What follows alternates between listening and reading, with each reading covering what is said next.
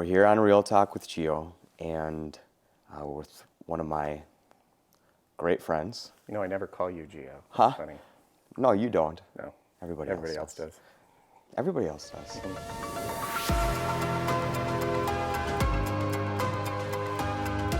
I've been bugging him for weeks on end, trying to get this time nailed down, and the only reason we're even probably able to be here is because we're literally in a blizzard. Yeah.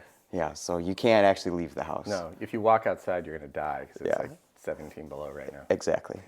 I mean, it's so cold that I actually had to rip off the gas flapper on my car last night. After an hour and a half.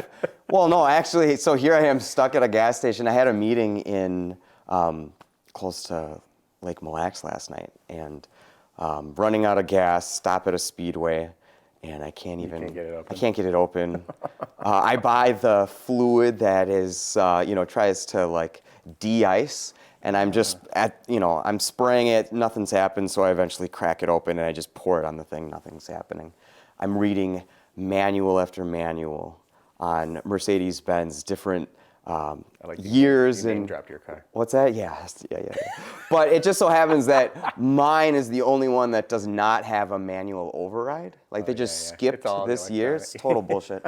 And it's freezing, it's cold, and of course I look like ridiculous because I'm wearing coyote for. Of course It's cold. Well, yeah. Yeah. So it. You can get shot up that way if you wear that. I mean, my fingers were all cracking. Oof. So I just. Well, I was going to plow the driveway. Yeah. I can't get the door in the Bobcat open. I just name dropped my Bobcat, just by the way. I'm proud of you for having a Bobcat. I love having a Bobcat. It's like the best thing in the world. You want a stress relief? Drive a Bobcat around and just plow shit. It's a healthy goal to have to eventually like amass your own Bobcat. I did have when I got it. All men should have a Bobcat. It's true. Yeah. It's true. I did a lot of landscaping last year with this thing, and I had a good friend of mine who came out and he goes, "What do you need a Bobcat for?" And I go, "You want to drive it?" And he goes, "Yes." That pretty much summed it up. I mean, there was quite a lot of land that we're on. Yes. Not to boost your ego, but I mean it is one of the most beautiful lots in Minnetrista. I agree. Yeah. I agree. I will defend this house like it's Yellowstone. Yeah. Yeah. So we're here. We're with Erik, and it's drinking whiskey. We're drinking whiskey. I'm having a beer first. Yeah. I got to ease into it. Whiskey. There's a blizzard. Devil's advocate. And Stefan can't even drive home because his car is probably too bald or the tires are too bald. Yeah. He's over there smiling. He's stuck and he knows it. But I think, I realize that I'm one of the lucky ones. And I know that, over your birthday, I had to kind of give you a cheers from afar, and I really appreciate KARE for saying that to you. But some friendships you can consider and admire, and you can be thankful for, and others you just realize that you're just kind of chosen and lucky to have. And ever since, we had our fun night walking through the mean streets of Uptown at who knows what hour, laughing and yelling at God, how are we gonna, make this trek back to whatever Uber or cars or whatever it was that we had to get to. We've been good buddies, and True. That's probably mostly your fault. Yeah. That's fine. But what's interesting is Minnesota is it's a small community. When you really dial into what is the fabric and structure of our state. And, I think celebrity would be a goofy term because that's not what you are. But what you are is one of Minnesota's grandest hosts. Okay. And what I mean by that is you have not just these restaurants, but there are people that will forever say, yeah, being with Erik or at Erik's or, wherever it is, there is this familial energy that you will impart upon others. And, it's one of the great fabrics of our state. And I think it's important that other people know this more than just, the small blurps that you have on the KARE 11s and I'm sure on the WCCOs. And, if you Google the name, you get the few paragraphs, but, It helps having a restaurant across the street from the studio. yeah, you're in the building, so it's like, what else are they going to do, right? I'm the easy button. Yeah, but it's interesting because the industry of serving a bite to eat is way more complex than anybody will truly know unless you're in the thick and thick, the thick, whatever the term is, thick and thick. Thick and thin? Thick and thin of it. You're welcome. And especially over these last few years. It takes massive-sized kahunas, and I've never technically seen them, so I don't know if they're actually, small or big. But my dad has a story about that. Emotionally and spiritually, the balls have to be like, you're carrying them around like it's a grand responsibility, because Minnesota would actually it would be less of a place if you weren't in it, You're funny, and you mentioned my birthday, and quite frankly, one of the kindest gifts I've ever received on my birthday is a letter from you. When you weren't there, you send it. I was in Italy. You sent it third party, which is crazy. I was in Italy for 3 weeks, no big deal. Which I think again is the yeah, right. Which again I think it speaks to what you mentioned about, and really the term is hospitality is what we look for, because hospitality is different than serving. Yeah. And being hospitable or being a host is defined by hospitality, and hospitality is being a friend. Hospitality is being something more than, and I think it's relative to the time that we're at, and it's relevant to, it's, what is the date today? The 21st? 21st of December. Yeah. It's almost Christmas. We are in the Christmas week. Yeah, we are. Gifts matter less. Mm-hmm. I would take a letter from you on my birthday over any gifts that those boots that I owe you. People give me. Yeah, right. That and boots that you owe me. Yeah. Big fuzzy boots. So yes, it's. Thank you. You're too kind, but you are right that a friendship is the true gift. Yeah. And that's what we try to create. So, Erik, have you always been who you are today? Yeah, more or less. I mean, it evolves from a childhood into into a career, but things are much clearer, of course, in retrospect when you look back and say, like, how did I get here, and how did somebody become who they are? And I think you can see those patterns in negative behaviors.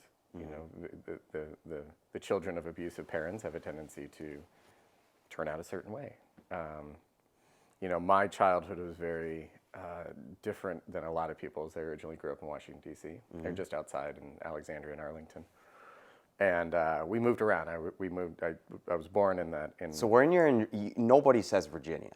They always say D.C. Well, here's the thing, and we're in Minnesota. Yeah. So we went Virginia to Chicago, and then back to Virginia, and then came here to Minnesota when I was in junior high. And so I moved around a lot.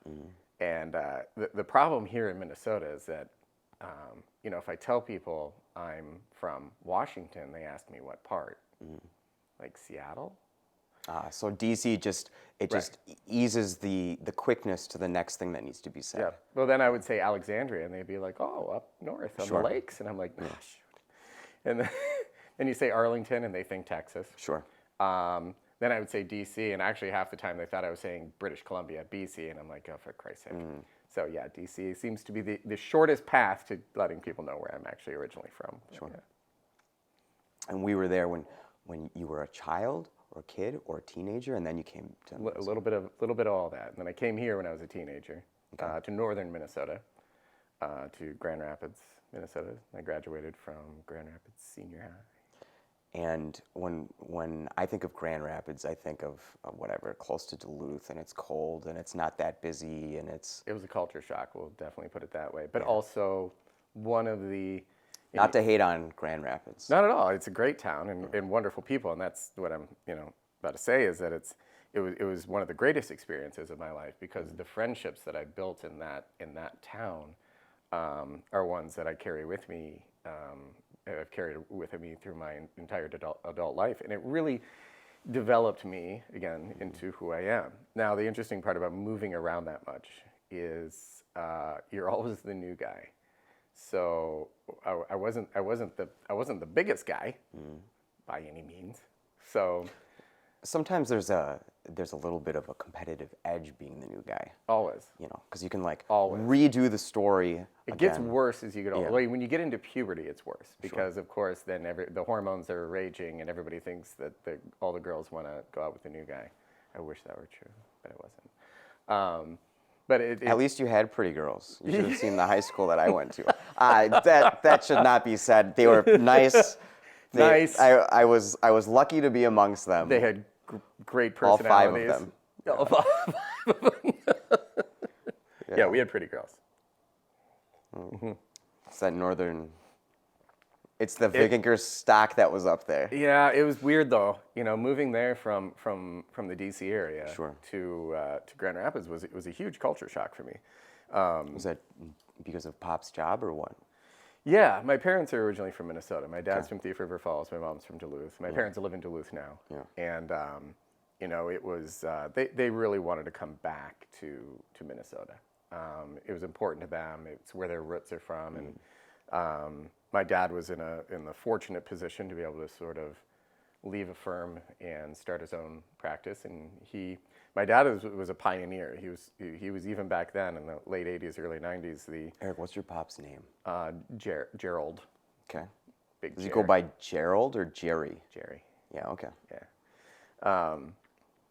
But yeah, he was. He had a mentor that back then had. My dad's an attorney. He's an intellectual property attorney, and he had a mentor that moved to Red Lodge, Montana, and was able to work remotely.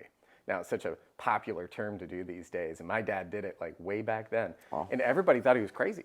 You're leaving a firm in downtown DC, and you're going to move to the where again, and you're going to do what, and how are you going to do that?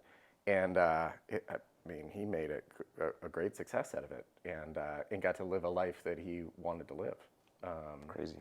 Yeah. Remote in northern Minnesota. Remote in northern Minnesota. Yeah. Yeah. My dad's that's a commitment. sportsman. He's he's a fisherman and a hunter and all those things. And is he a stoic person? No. Or is he kind of affable and? I think he wishes he was stoic. Yeah. Is he like? I hope Are he you watches like this and him? hears me say that. No, my dad is. Is he a jokester? Yes. Yeah. Okay. Yeah. Well, jokester in the sense that he likes jokes, but we always joke that he's funnier when he doesn't tell jokes. But that's beside the point. Fair. But he does like a good sense of humor. He has an excellent sense of humor. He's very well read. He's unbelievably intelligent. Both my parents are. My mother has a PhD in I don't know, whatever. And she was a director of special education. You need to make sure that you don't just say whatever, because she's going to watch this at some point. Well, she did it. You got to honor your mom. It's in education. And all right. It's, all right. I mean, it's amazing that she. Sure. I mean, what she. All right. I mean, she did her PhD when she was finished pretty much when she was my age now. So there was going to be no chance that you were going to be illiterate. No. No chance at all. There were a lot of things that there is no there's no discussion over. It's interesting I hear kids nowadays, and there's obviously been a lot of talk about college tuitions and these types of things. Like, college wasn't an option for me. Sure. In terms of when I say that, not going. It was if you want to have the life that you want, you have to be an educated person, and that's the path to it. So we can debate that all day. I mean, I am somebody who is very, very much an advocate for the trades, and I do consider the trades college. And I think there's a disconnect there that people somehow think a massive disconnect. Yeah. Yeah, massive disconnect. I mean, we are living in a country where I think the average age of a plumber is 56 years old. It's out of control. And to have such immediate income. it's a wonderful living. Yeah. And it's something that we as a country we're eroding our base. It was a poor choice on our country nationally in the 90s. Absolutely. Yeah. Absolutely. And we are bearing the brunt of it at a very high level. Yep. And it's the death by 1,000 paper cuts because you can't have Good way to 56. put it. Yeah, you can't. Yep. My buddy Steven had said that phrase a couple times to me this week. But yeah, I think we are realizing though that that's no longer the right path. I have a young blood that's doing a lot of projects at our place right now, and it was a bit of a taking a chance on him because he's a little bit younger. But I'm profoundly. I mean, he's just doing a great job, and he cares, and you know, he's working long hours. So we need more. We need more young people to realize that they can, you know, not to, you know, get off base here, but it's. I think in the next 5 years, we are actually going to see that a lot more like persons 19, 20 years old. They're gonna realize, you know what? I know a lot of 28-year-olds or 30-year-olds that are heavily credentialed and they're making dirt wages in comparison. Some of the people that I know that make the most money, and you know, it's that saying that energy is wasted on the youth. There's some truth in that. As I'm approaching being 50 years old, and somebody who's been highly energetic throughout his That's whole half life. a century for everybody. Yeah, for the rest of you kids at home, that's old. Yeah.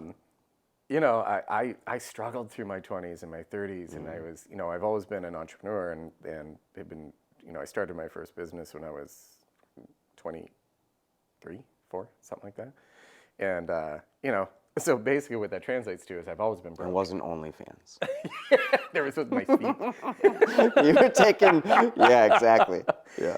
But you know, you know, I was poor. I was always poor. And This was in the Twin Cities? Or elsewhere? yes, Yeah. Minneapolis, Duluth, Toronto. Okay. Yeah, all of that. I bounced around a little bit in my early 20s. But some of the guys that I knew who did the best then, and when I say best, we have to talk about, you know, Relatives. Work life. Yeah. A balance. You know, a balance. Guys who weren't living to work. You know, they were working to live. Yeah. Guys who were the guys who were in the trades and They're actually taking their weekends off. making six figures. Whereas They you got and I, snowmobiles and boats. And when's the cars. last actual like full 7 days or 5 days stretch that we did not do at least 3-4 hours of something?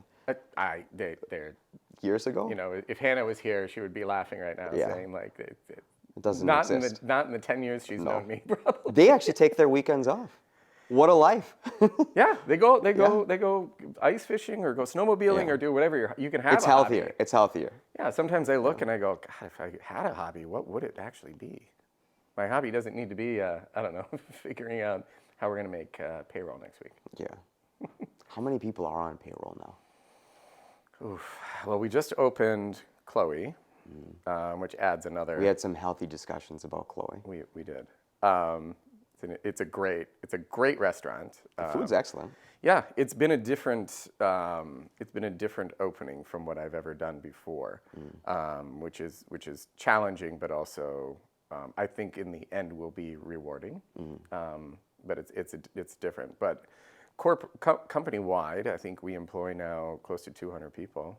It's a lot of people to be responsible for. It is a lot of people to be responsible for. As I have two people that are my right and left hands, my two lieutenants that run essentially they run my company. I laugh that we are a female-run company because KARE and Carissa are the heartbeat of what You we can be do. pretty girly sometimes. Yeah, I'm fashionable and attractive. It's true. Thank you. From you, I'll take it. A wildebeest. But no, they you know, Carissa likes to say that I run a very successful nonprofit. I employ a bunch of hooligans and ex-cons and people that can't work in other industries, and we're in the restaurant business, so we don't really make any money anyways. That's an entire other discussion.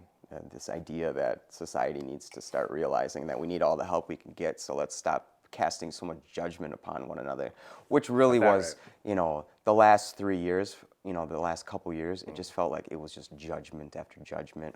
All of us, Doesn't matter who you are. We were doing it. They were doing it. You know, so it's like the amount of great. You know, that's what I'm really hoping this Christmas season is. We all kind of like relax again and Well, kind of treat each other with a little bit of Let's love. talk about that for a minute. Let's talk about the last 3 years, because that is a topic. You know, my industry specifically was, you know, we were Fucked.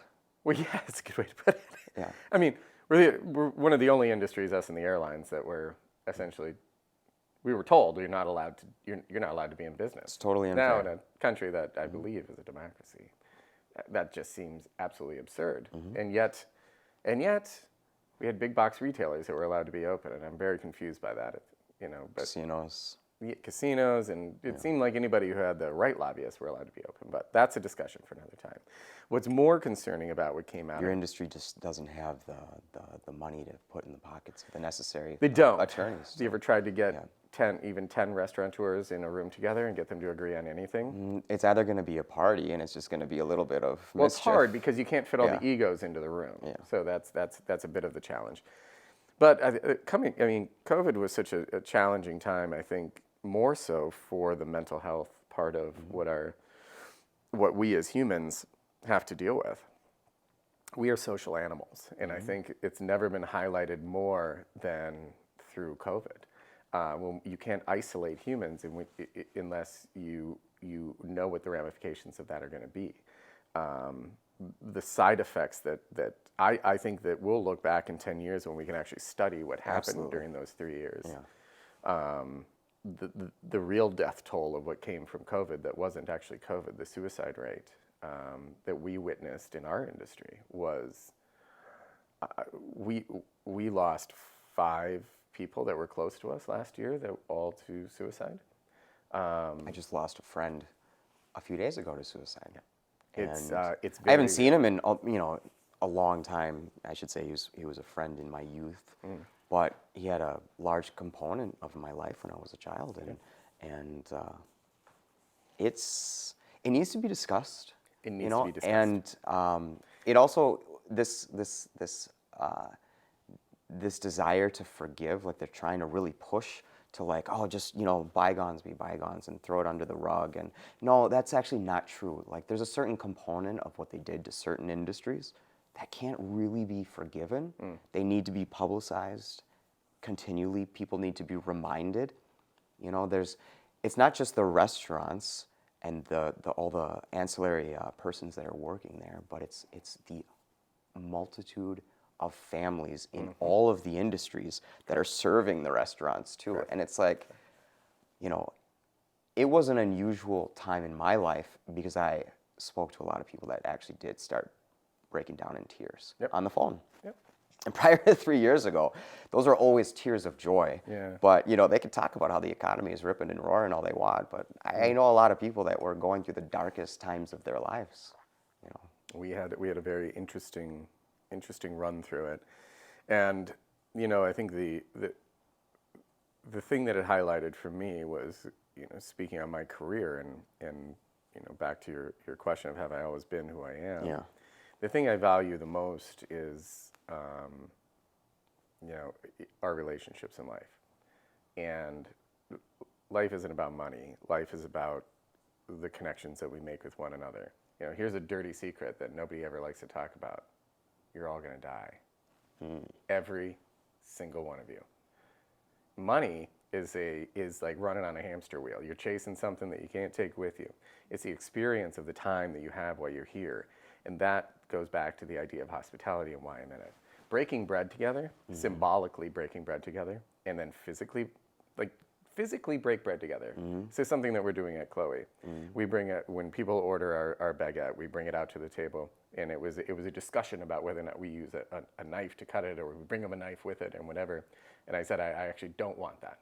I want people to physically break the bread because it symbolizes people's connection around the table, and it's something I really feel we need right now. Yeah, I think that's nice. And that's something that is lost. It's a phenomenal baguette, by the way.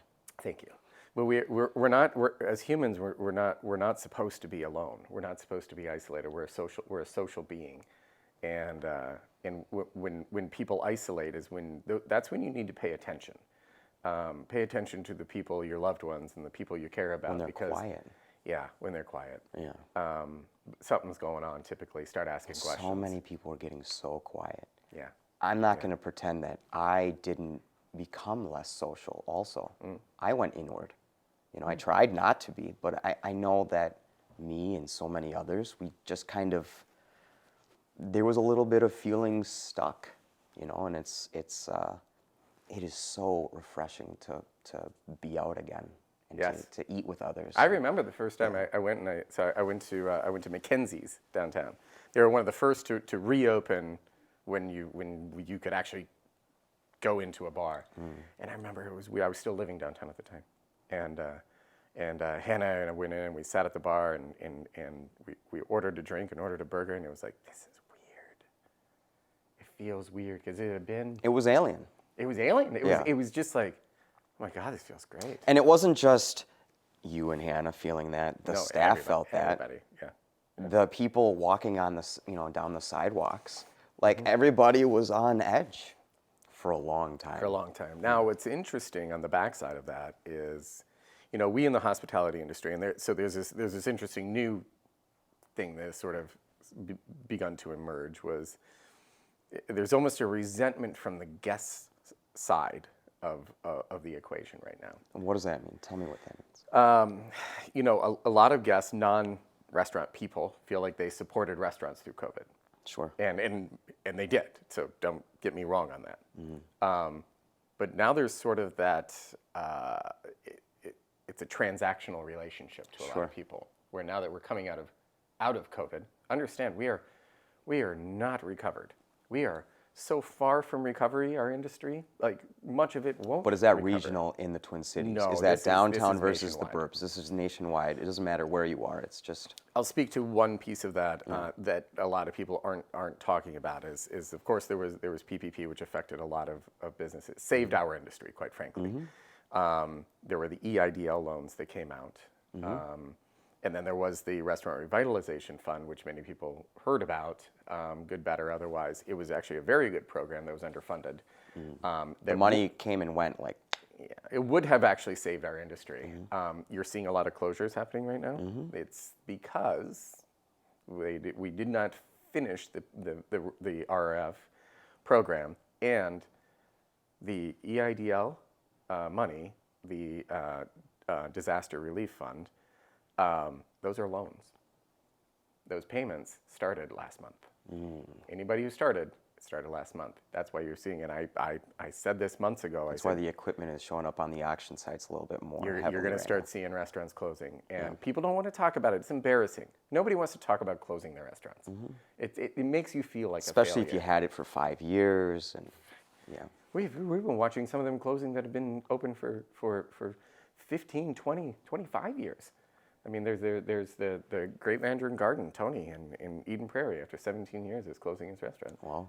And I mean, he's a legend, and I don't know why, but I have a feeling I do. And so there's sort of this transactional relationship with the guests that they feel like they supported us through this whole thing.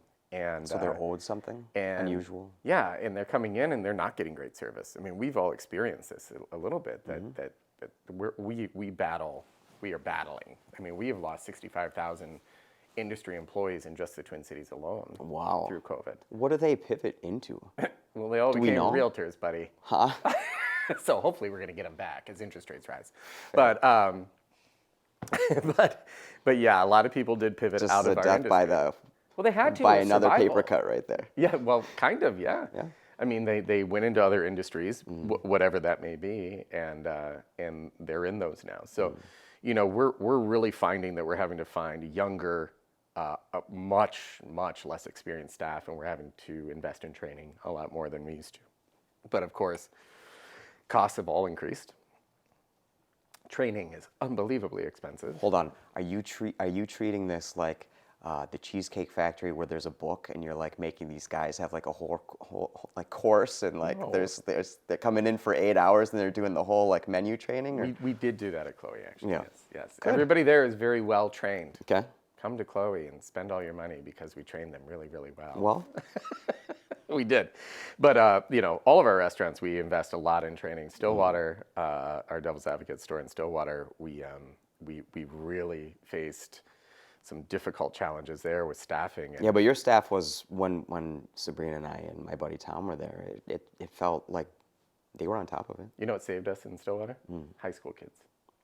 That's fascinating. We started investing in younger kids. I started thinking back. So actually, I want to speak to this a little bit because I live on the west side now too. You know, we're obviously in Minnetrista right now, in your beautiful home.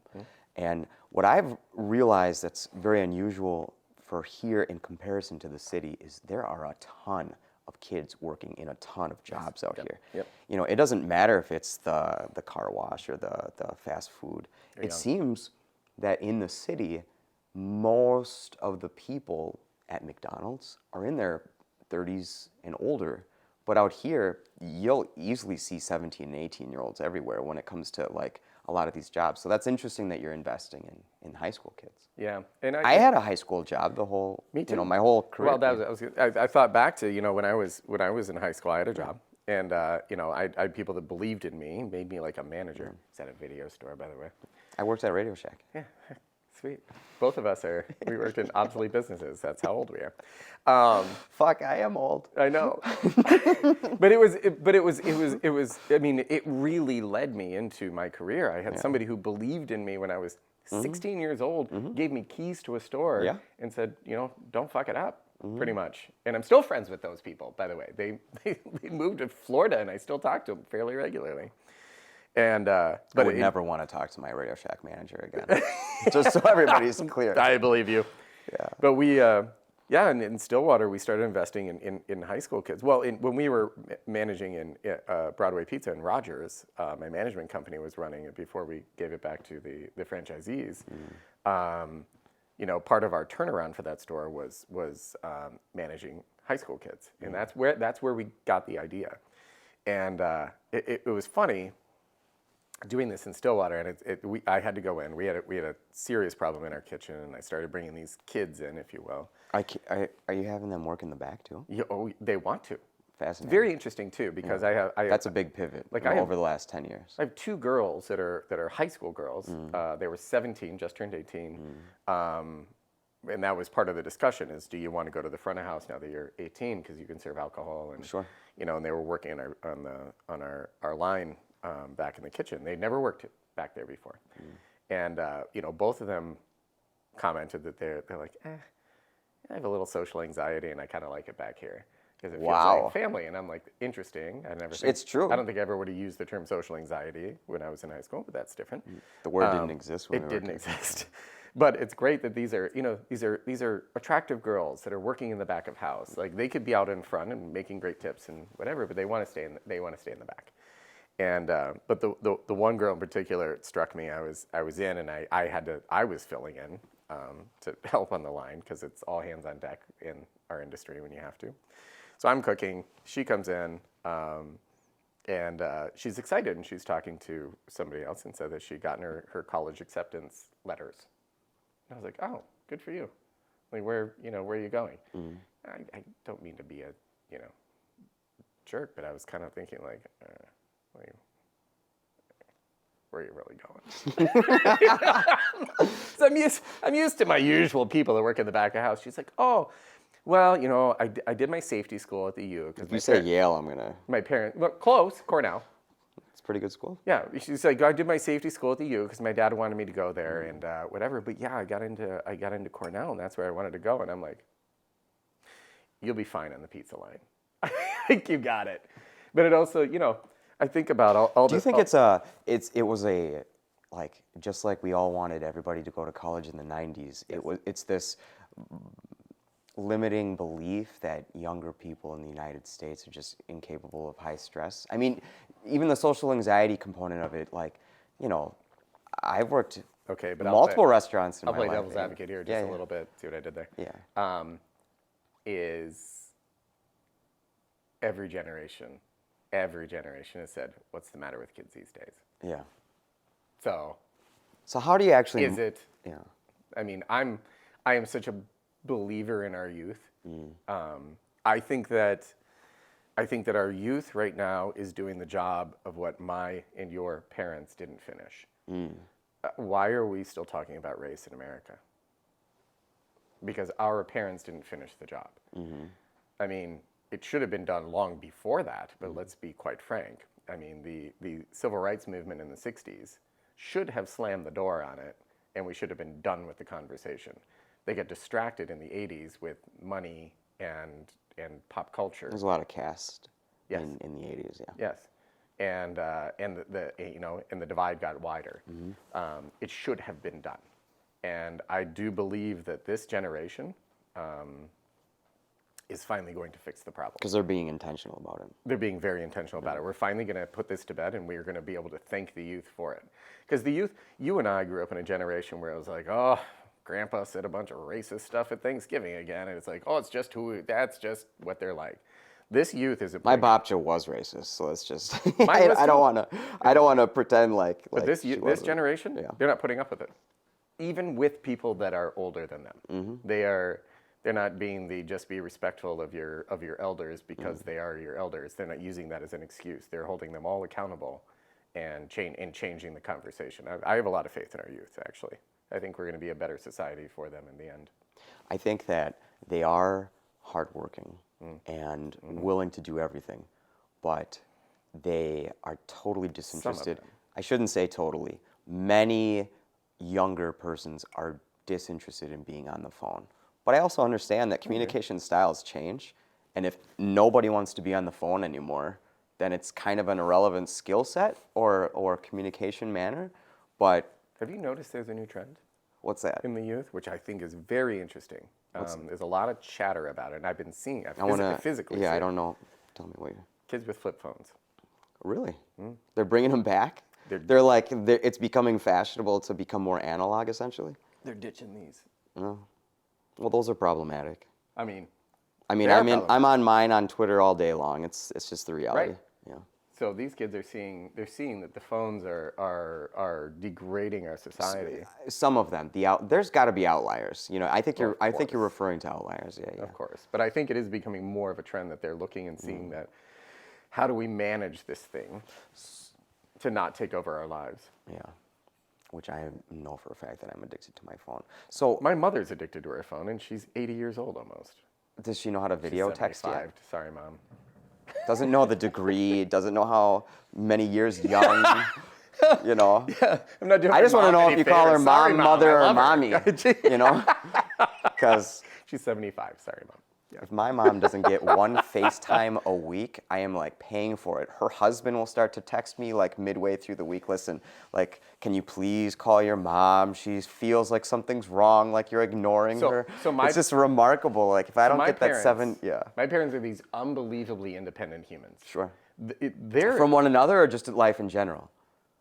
Everything. Okay. I've learned, I mean, I'm very much a product of my parents, but I laugh that my parents are sort of like raising teenagers. Sure. Like they don't call. They don't call. So you have to check in on them. They're fine. They're like, oh, every now and again I'll get a text from my mom. She's like, hey, I love you. And when you call, are they laughing because they're with a lot of people, or are they kind of like... They're with each other. Yeah. Okay. My parents are a rarity. They got married when they were 19. And are as much in love today as they've ever been their entire lives. And I still couldn't tie my shoes at 19. Isolated, right? God, and they've been isolated together for 3 years, and they haven't killed each other. They actually like each other healthy. more. That's healthy. They're crazy. I admire them, and I love them, and they're truly my heroes. They've been wonderful guides throughout my whole life. And you talk about, again, back to have I always been like this? You can thank them for that or blame them for it. Depends on what perspective you come from. But yeah. How do you find younger persons and like give them the opportunity to like are we just doing the normal channels of marketing like on your Craigslist, so your Facebook marketplaces, and they're actually looking? We talk about hiring? Yeah. Oh, I have an ice cream truck. I park it outside of the high school. No. No. That sounds like you'd have to. In a you'd have clown to, suit. That sounds like you have to get registered to pull off a move like that, and you show up as a blue dot It's on a map. exactly 301 yards away. Yeah. Is that the amount of I don't know. space these guys have to be in? Feet, yard, I don't know. Listen, don't do that. No? Oh, okay, good. No, it's high school kids talk to high school kids. Yeah. So when you get a good one, Yeah, they tell their friends. Yeah. yeah, I mean, be the cool place to work, and that's what we, that's what Carissa and KARE are so good at. Where I'm Is strategic and they're KARE tactical. pulling people from the lake? Is she bringing people from the west side? Yeah. Well. Yep. We've actually, strangely, we have a couple of employees that actually came from Fletcher's that are working in Stillwater. We never would have looked to go that far. That's not a short distance. Trust me, I drive it all the time. It's Yeah. not a short distance, but yeah, it's been a really good experience for us, and it's interesting. We sort of joke internally that it's like, because the kids aren't broken, we'll be the ones to break them. Aha. Sorry, kids. People are resilient, though. They are. They can take a lot more pressure than anybody wants to admit. Kids can and in take- fact, the lack kids can take of more pressure might be why so much of everything is kind of like. I would argue kids can take more pressure than most adults right now. Yeah, for sure. Yeah. Because there is some innocence in there too. You know, again, they're not broken. So,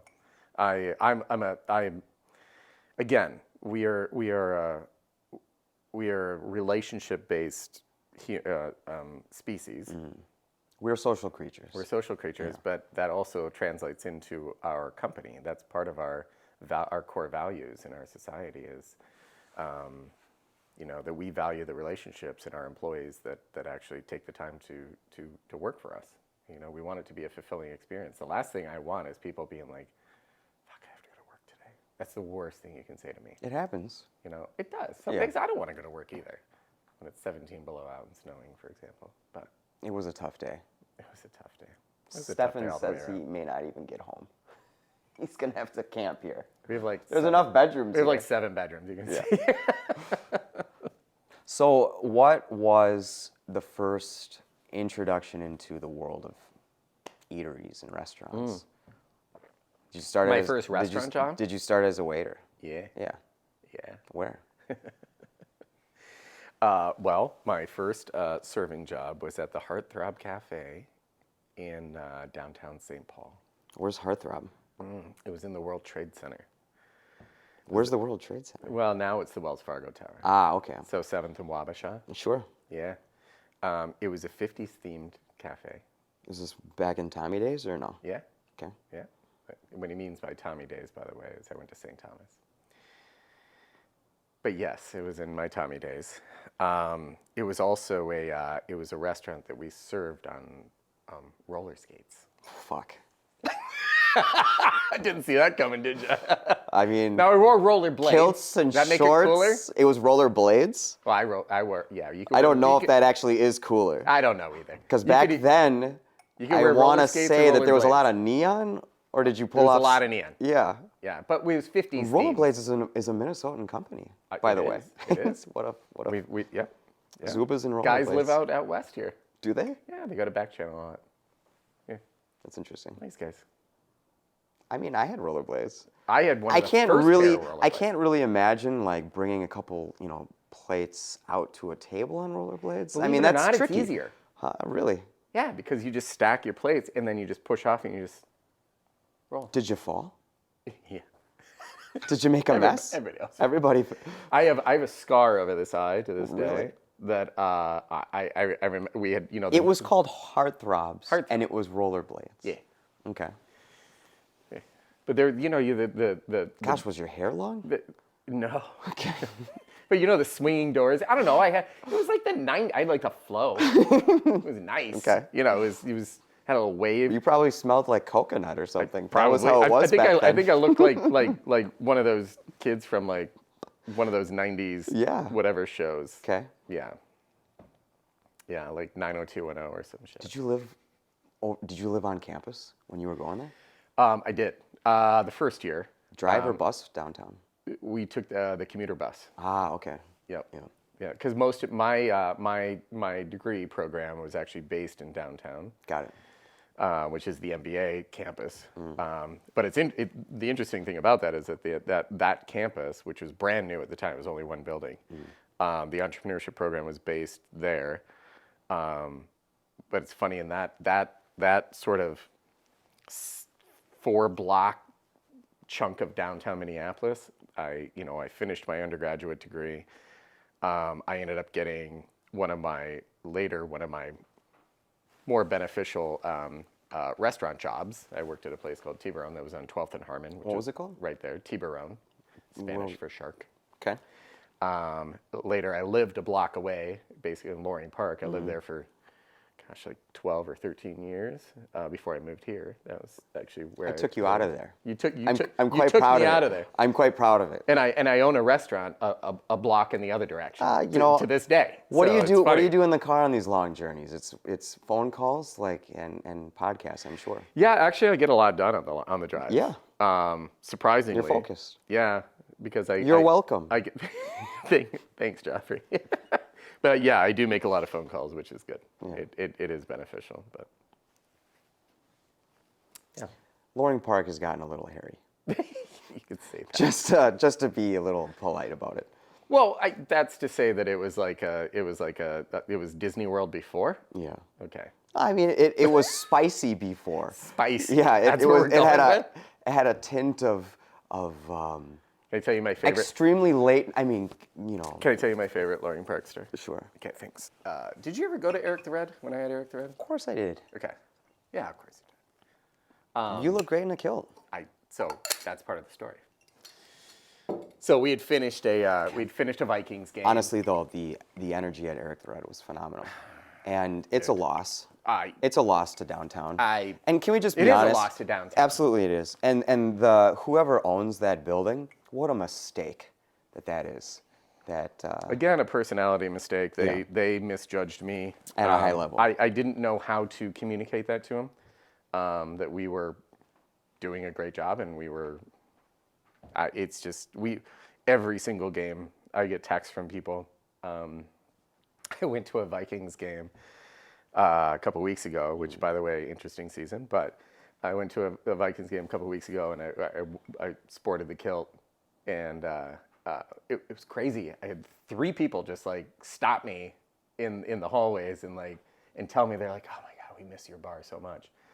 I mean, the food was phenomenal, which I always thought was off kilter because it's a bar and it actually had great food. Yes. I mean, what do we call these things? The charcuterie that you had there. Yeah, charcuterie. It was just nice to have now's all popular. Well, a Bud Light and a charcuterie board was just a funny little experience. It was very Minnesota. We had a seafood board, and we had a game board, and we had all kinds. We were doing that before the internet found it in COVID. But yeah.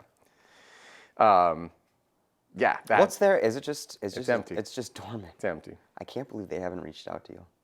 I'm not surprised by it. They weren't clearly big fans of me by the end, but it's too bad because we really did do a good job there, but we'll try to replicate something. But now you have Chloe. It's a block the other way.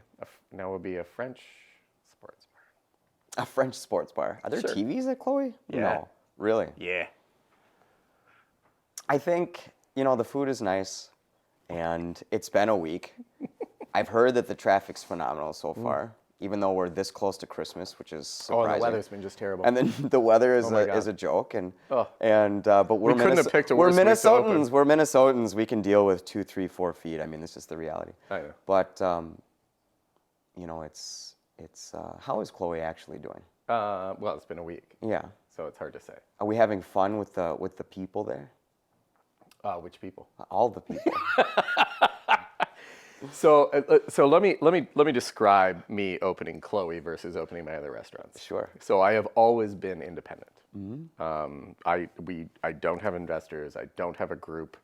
I know there is some confusion over that in things that I do, that people think that I am a part of a larger conglomerate of sorts, and historically it has been just me, which is a double-edged sword. You get to be your own man, but you're also responsible for everything. It's scarier. It is much scarier. Yeah. I started picking and choosing strategic partnerships. So when I expanded into Stillwater, I did that in a partnership. They are wonderful partners. Plus, Stillwater is a phenomenal town to do business. It really is. And, I've heard a lot of good things about the mayor. He's awesome. Yeah. Teddy's fantastic. But, my partners live and work there. They're very familiar with the town. They're also hospitality people, so they really, and they're gritty. Like they work. Like they're not hospitality people that are like just spend money and hire people and hire a chef and do things and blah blah blah. They are there fixing. They're going to churn the butter if it needs to get made. 100%. Yeah. I would argue that they work harder than I do in restaurants sometimes. I think that there's a balance in our relationship that we're working together on systems and being able to let restaurants not be so micromanaged on their side. But I also have to be reminded sometimes that, again, you got to go flip a burger to make things work. So they're tremendous. So that was my first partnership I've done, and it was very rewarding. During a very unusual time. Yes, during a very unusual time. But again, it was my restaurant.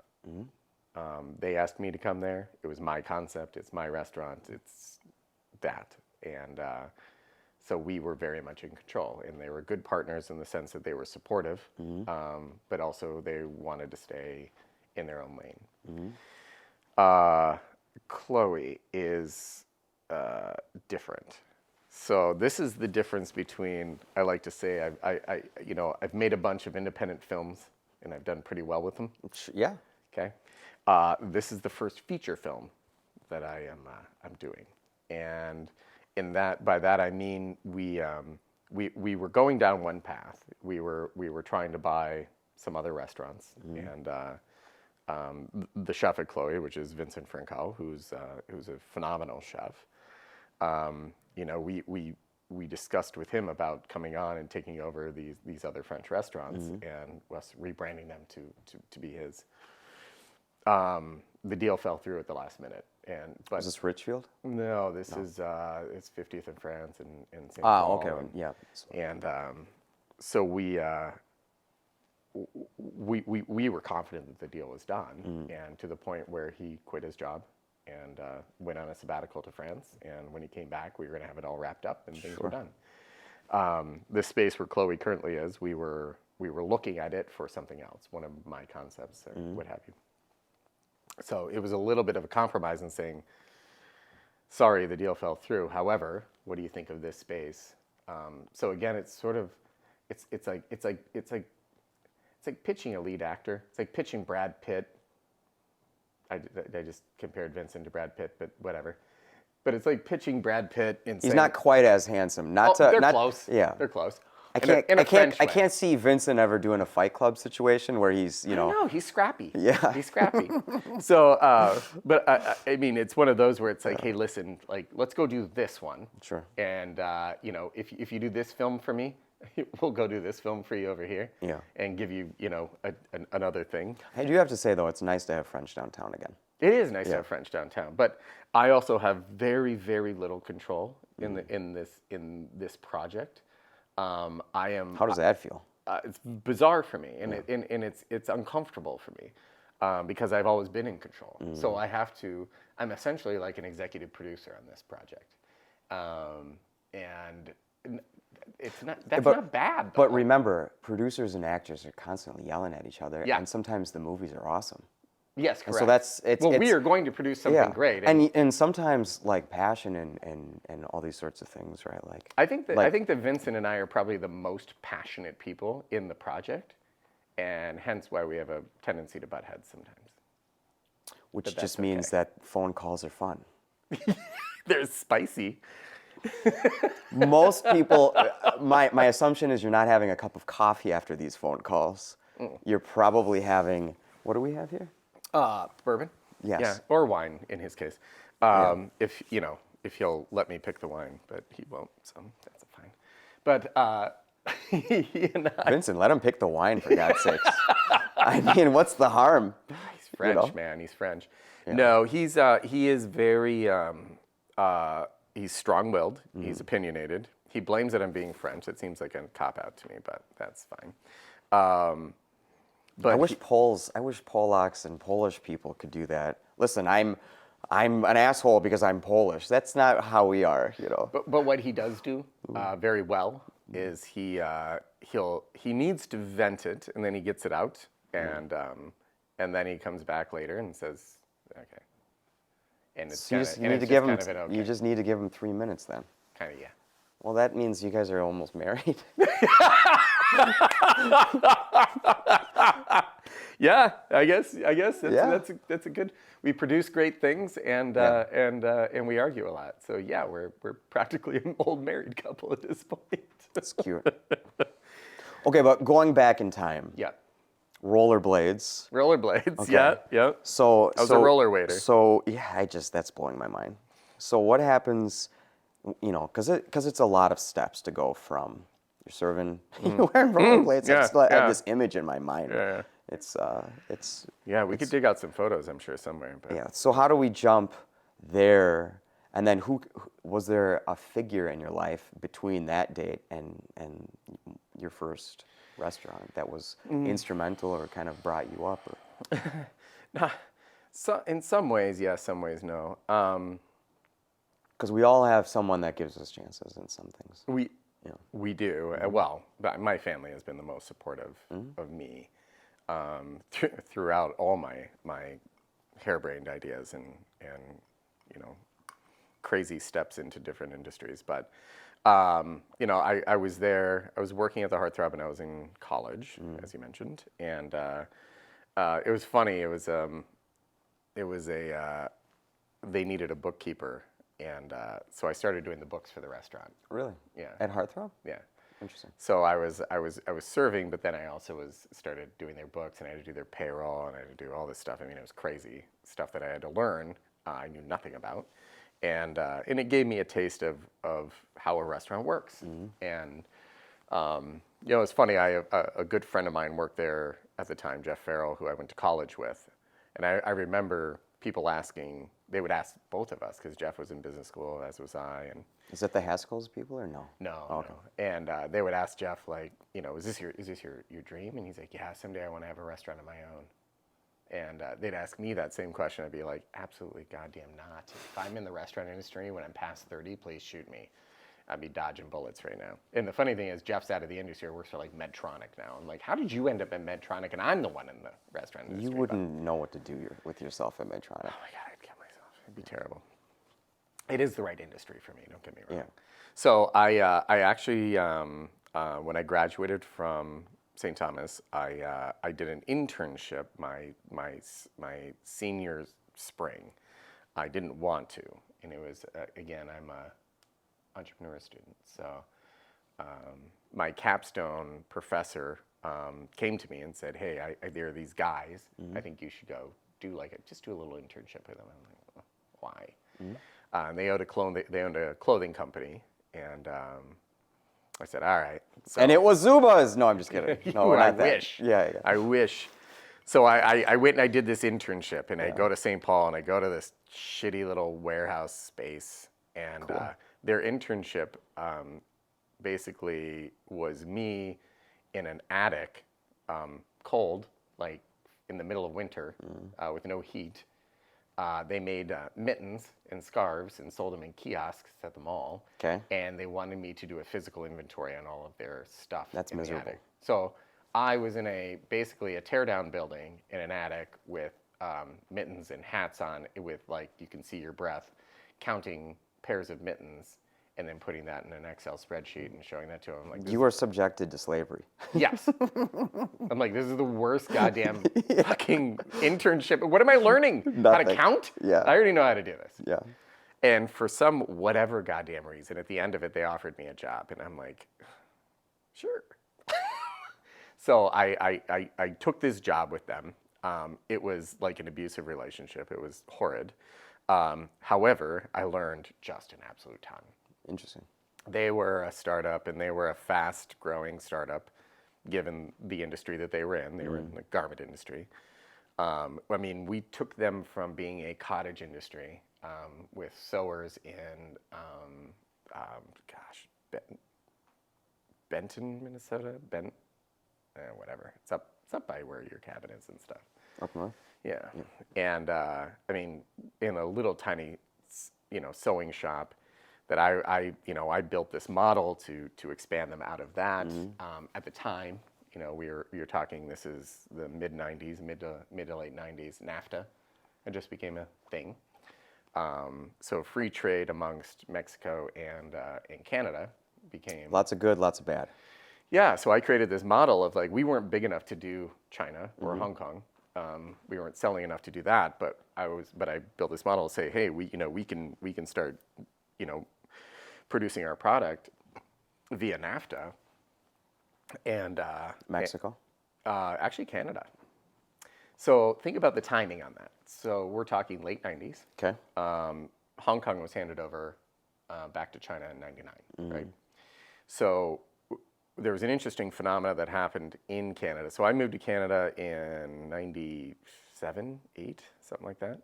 I lived in Toronto,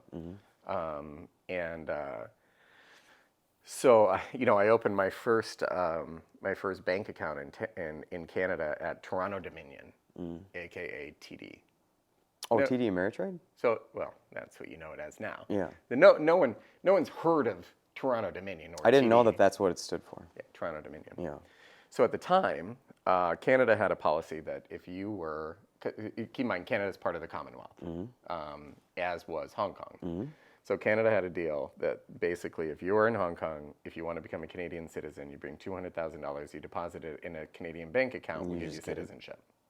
So Toronto, not many people know this, but Toronto was exploding at the time because they were getting massive immigration from Hong Kong. Because again, nobody really knew what was going to happen with Hong Kong once it was given. So there was a little China. bit of fear, and so they were trying to lot get their of fear. asses out as This fast as possible. is a time when we were getting shipping containers full of humans coming over from Hong Kong for the people that couldn't bring $200,000. Indentured servitude. I mean, I saw everything there with that, especially being in the garment industry. It was terrifying. But it was the Wild West in Canada. And what was interesting is, so what we know now, right, is this money, this Chinese money essentially came into Canada and flooded Canada. Toronto has, they have 3 or 4 Chinatowns, can't remember.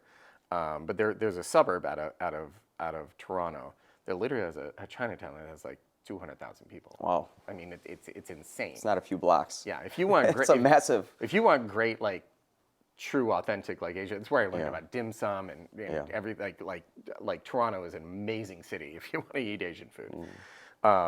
It's a cool town in that sense. But this money flows into Canada, floods Canadian banks, and then suddenly, go figure. What did you say? TD Waterhouse? Sure. Well, suddenly Canadian banks started buying American investment houses. RBC, Dane Rauscher? Sure. RBC stands for Royal Bank Canada. Canada, yeah. So Canadian banks, funded by Chinese money. right, Yeah, interesting. own American investment houses. A lot of people never connected those dots, but I never knew. that's where it came from. Okay. So anyway, so here I have this garment business in Canada. I parted ways with the company I was with. They overextended themselves. I ended up buying their inventory, started my own company, took the suppliers that I built the relationships with and partnered with one of them to create my first clothing company. So that was actually how I got my first business. I was a clothing designer. What was it called? True North Designs. True North Designs.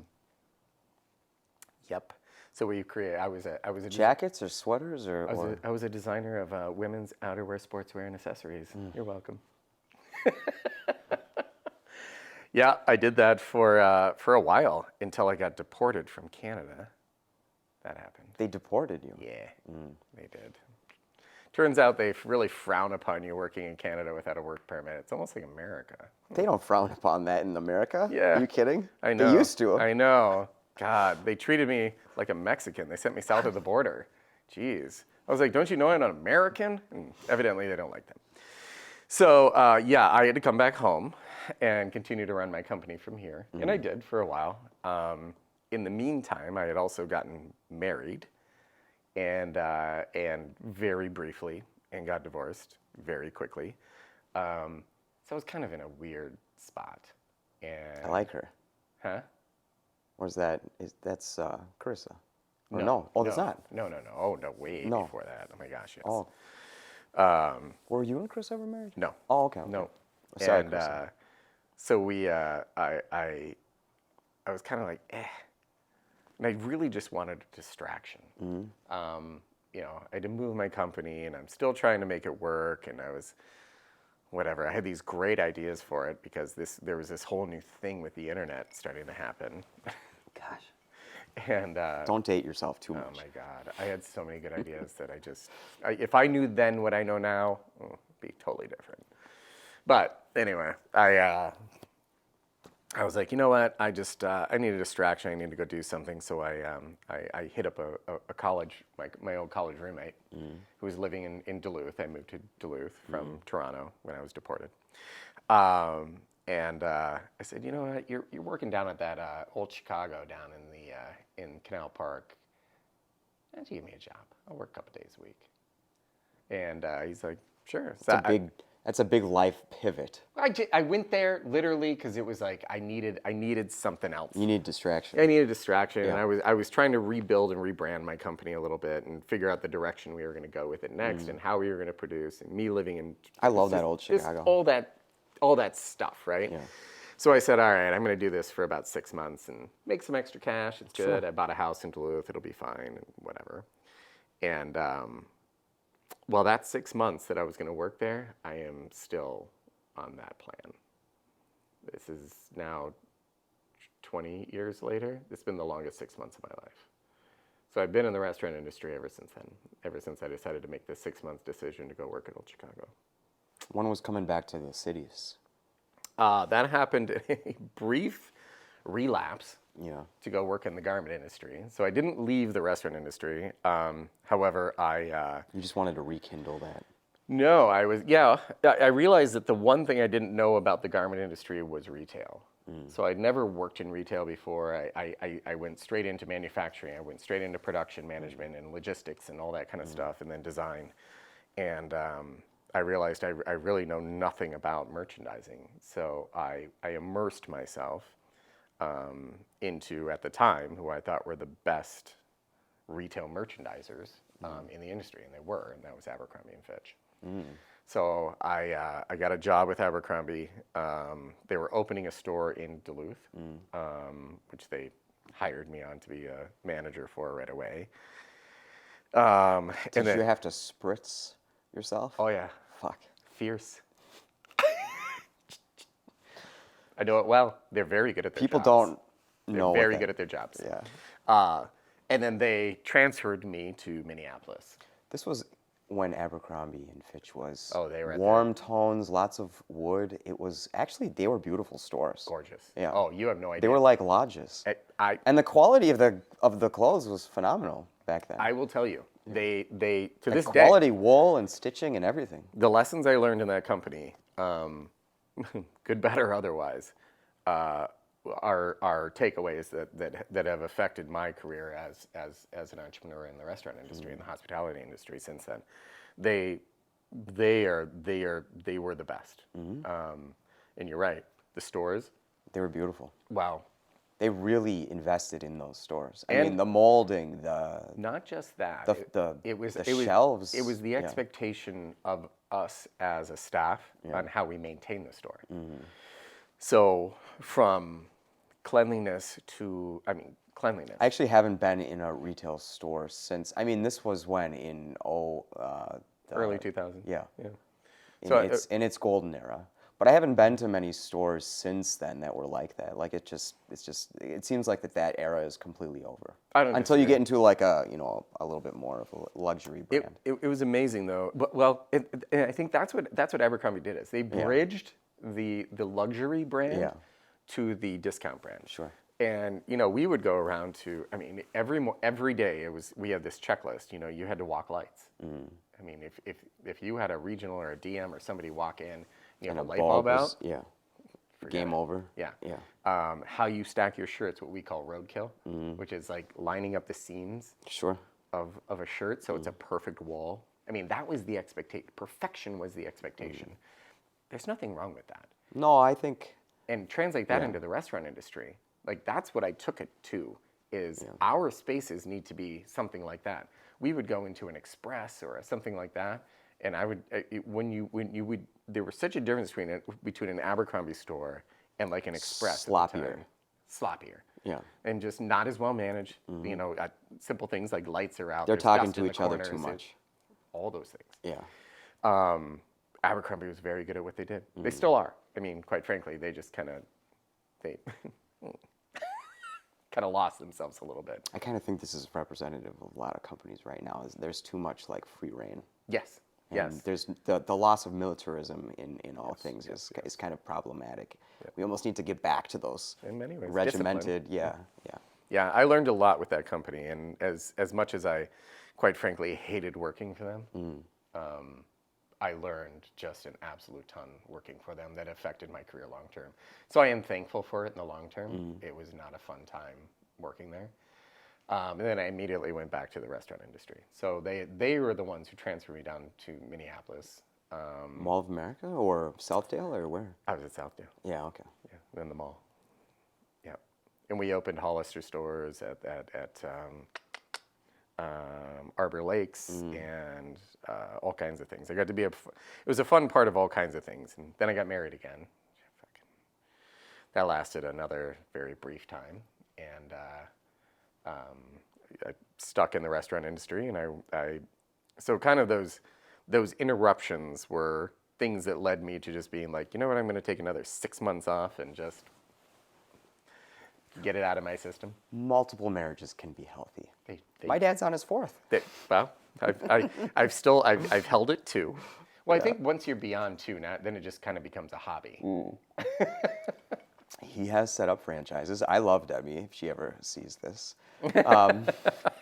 You know, they've kept their last names, which I've always been very, proud of him for. You know, it's a franchise model in essence. Well, as I said, I my parents are freaks of nature in that they met at 19 and stayed together somehow through thick and thin. That doesn't happen as often.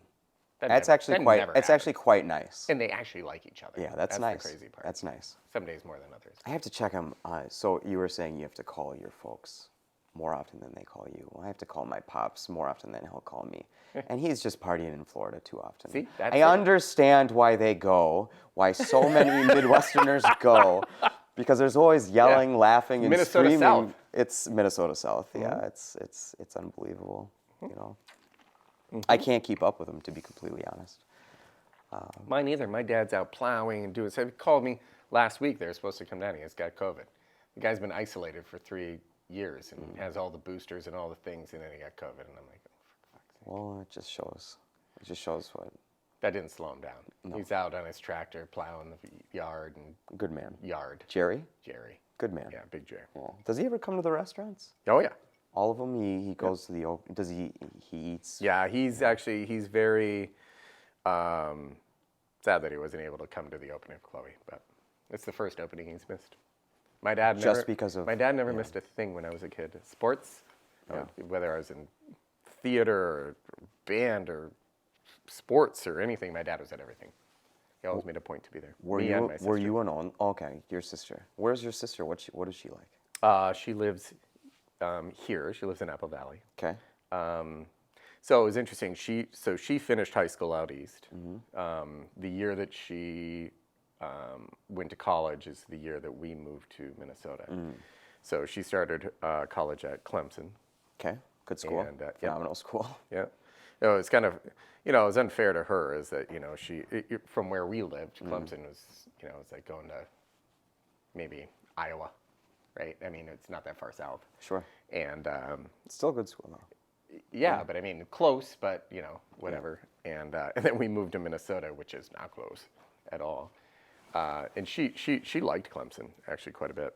But she ended up coming to the U and doing her graduate studies at the U.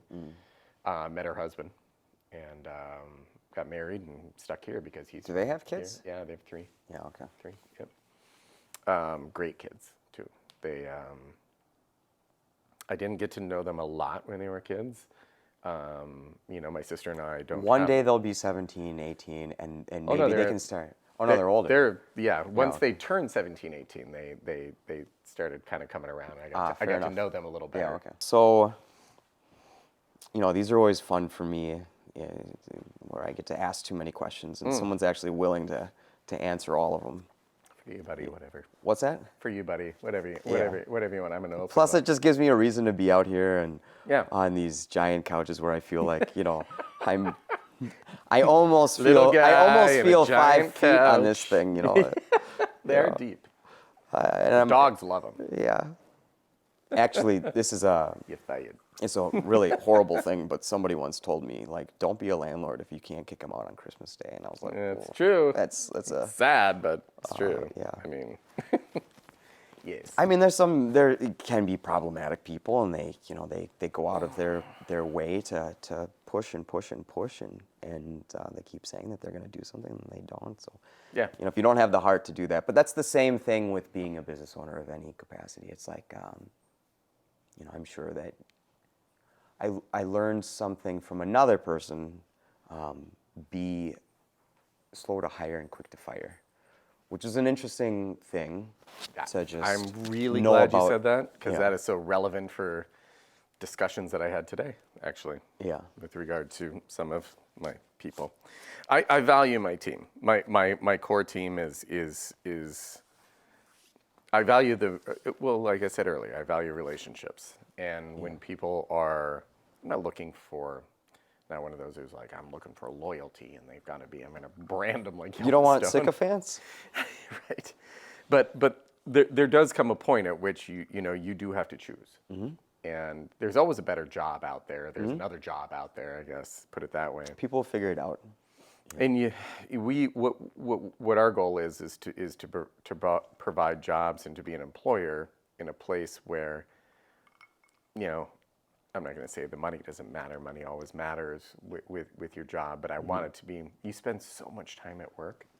There has to be something more to it other than just the money.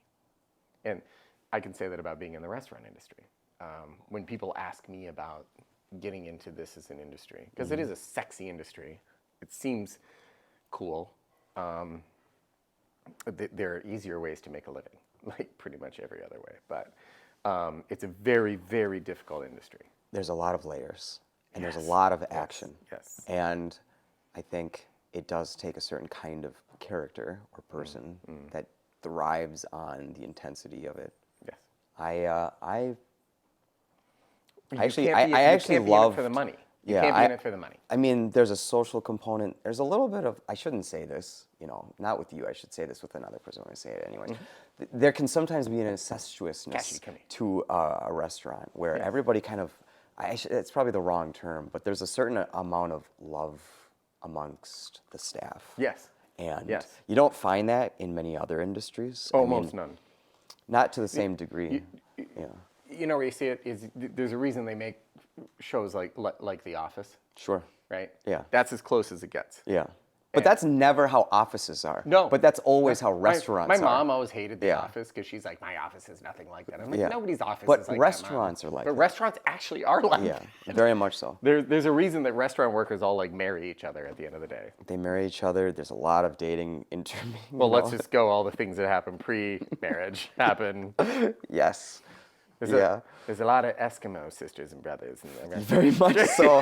I mean, it's like being in a small school. It is. And I'll Yeah. tell you, Minneapolis is a small town. Like, don't burn bridges in this town because you'll live to regret it. People will know. Especially in Minnesota. Minnesotans have they can carry a grudge.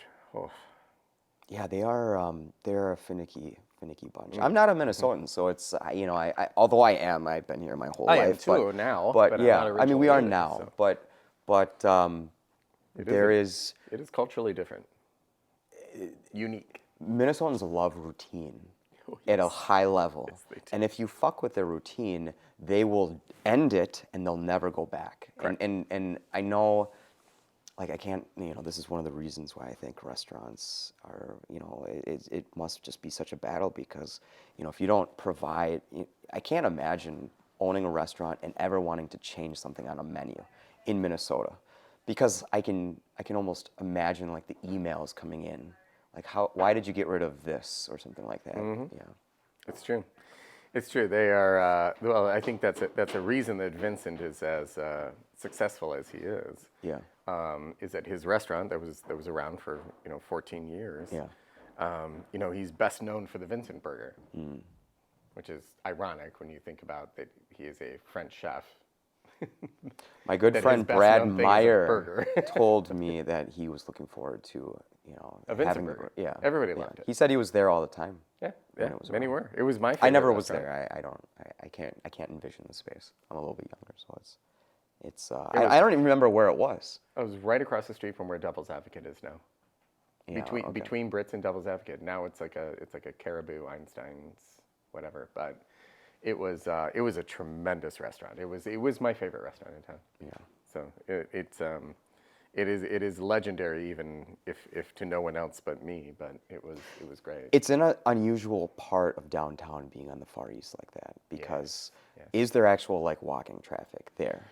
I mean, there's a lot of density, but is there a lot of people outside? You're talking where we are now with Chloe? Yeah. Yeah. So we are what North Loop was 10 years ago. Yeah. And that the city tried to rebrand that area as East Town. No, Hannah's a firefighter, and she's St. Bonnie. So I heard her walkie go off. It's crazy. So that's why she's running out.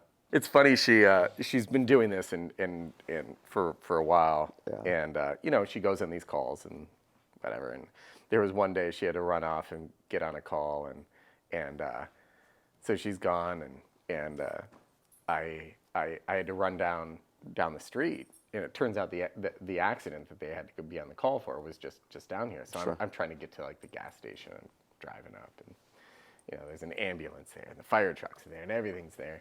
I'm driving along, I'm like, it's my girlfriend. In all her like fire gear and everything. I'm like, gosh, she's hot. It's interesting. Like, hey babe, hey beep beep, I'm gonna get a Red Bull. Want one? That's funny. That's really funny. Mm-hmm. Yeah, she's been a huge part of my life and such a tremendous supporter of what I do. So she puts up with me. I'm sure that goes both ways. It does go both ways. But I am very thankful for Sabrina because she puts up with me at a very high level. We all know. But she reminds me, We're all aware. Sometimes she'll text me and email me. Loving your I just videos want you to know lately, by the way. What's that? Loving your cooking videos, by the way. Aren't they fun? Yes. Yeah. We have a friend that does a lot of Feller's Ranch, which I know you're getting into cattle, which is so exciting. But Feller's Ranch, they just sent her a big box, and she's going to make lots of really fun, tasty-looking things. Cool. She's having fun with it. Good for her. It really is. We're putting the lights up on the. One of the biggest reasons that we're doing. I gotta stop saying we, but it's we/she. We, yes. She reminds me, why with the we? She'll say that, it'll be 20 years from now, and I'll still say we. Yeah. It's a way to get our daughter involved in something. Yeah. And, I like the way she involves her, too. Yeah, Benedetta we have a big lot, and she's not walking outside going to anybody's home because we it's we're on the border of Chan and Excelsior, but it feels like the country, and so she doesn't see a ton of other children, and so books and reading and all these sorts of things. I mean, they can only like fulfill so much, and I'm not trying to do the life of too many toys. I just think that that's problematic, and it teaches people it's a throwaway culture when you introduce too many toys because there's 2 weeks of use and then it's over. Well, right? look at Vincent and his wife Brenda with Chloe. I mean, quite frankly, they're tremendous parents. Yeah. I mean, it could go both ways. You name a restaurant after a 9-year-old, she could turn into something else. You know what I mean? Like it's, but that's She's really cute. she's a Yeah. she's a tremendous child, and She's poised, which is nice to see at that it age. really is it's a tribute to her upbringing. But it is one of those. I mean, this isn't like just his sound bites. She really does cook with her dad, Yeah. and creates with her dad, and you know, as she evolves and grows into a young adult, it's going to be very interesting to see how she evolves into an adult. I am curious. You know, I'm involved in this project, obviously, and I'm sort of I'm one of those that's sitting at the edge of his seat to be like, what's that going to turn into? Like, is she going to be, you know, is she going to be our next great chef? Is she going to just say, I don't want to be in restaurants at all? She will probably become a remarkably fascinating person. I think she will. She's very well diverse. She's diverse. She's multilingual. She speaks French. She speaks Spanish. She speaks English, and maybe even something else, as far as I know. But that was one of the reasons we wanted to, you know, do that, because there's like little things that she's doing now, and she's doing them well. Like she is holding cutlery at a like a 3 or 4 or possibly, you know, 5-year-old level, and you know, I can't wait until I finally just hand her the knife and say cut, you know. It'll happen. I'll That could force get it. weird. What? Yeah. Well, no, I don't mean, yes, okay, but I mean like a tomato or something like that, or a carrot. Not Mom. Yeah, don't cut Mom. But thank you. I'll tell Sabrina that you said that. That's fun. Yeah. So, all right, Abercrombie and In my evolution into restaurants. well, Abercrombie taught you that systems actually help. They do. And being militaristic. Systems and accountability. Yeah. You know, at the end of the night, no matter where you are, whatever Abercrombie store you are, you had a district manager, and this is, you know, we're talking, our cell phones were archaic compared to what we have now. You know, you had to call, leave a voicemail for your DM each night, and Every night. Wow. And before you left, and you had to sign off on, and it was things like, I mentioned lights, but it literally was like, change 2 light bulbs, did the floor set for this, recruited 3 new employees to work front of house, blah, blah, blah, did this, you know, whatever. The roster, every night. It was like, there was that accountability, and you say militaristic, but it is militaristic. And Absolutely. you know, it's the idea of when you go into basic training, they teach you how to make your bed. They don't teach you how to make your bed to teach you how to make your bed. They teach you how to make your bed. How to start a process. Yes. Yeah, So that you have a routine. So there's something that you accomplish every day, even if that's all you accomplish all day. That's the one thing that you got. Yeah. Creating that sort of routine in a company it sounds like something that wouldn't be appealing to people, but surprisingly, it actually is. Well, there's that Jocko, whatever his name is, where he says something along the lines of it's like you're only free. I don't know the phrase, but it's your boundaries create freedom, or systems create freedom. Systems do create freedom. Yeah. So how much of that is now translated into the multiple restaurants that exist? I mean, That's a very good question, because we're at a growth stage in our company that we. Yes, you are. We're at a growing pains point in our company. That was predictable. You can only prepare for so much. The way that I prepared was putting the right people in place. Again, my team, my core team, is what really matters the most.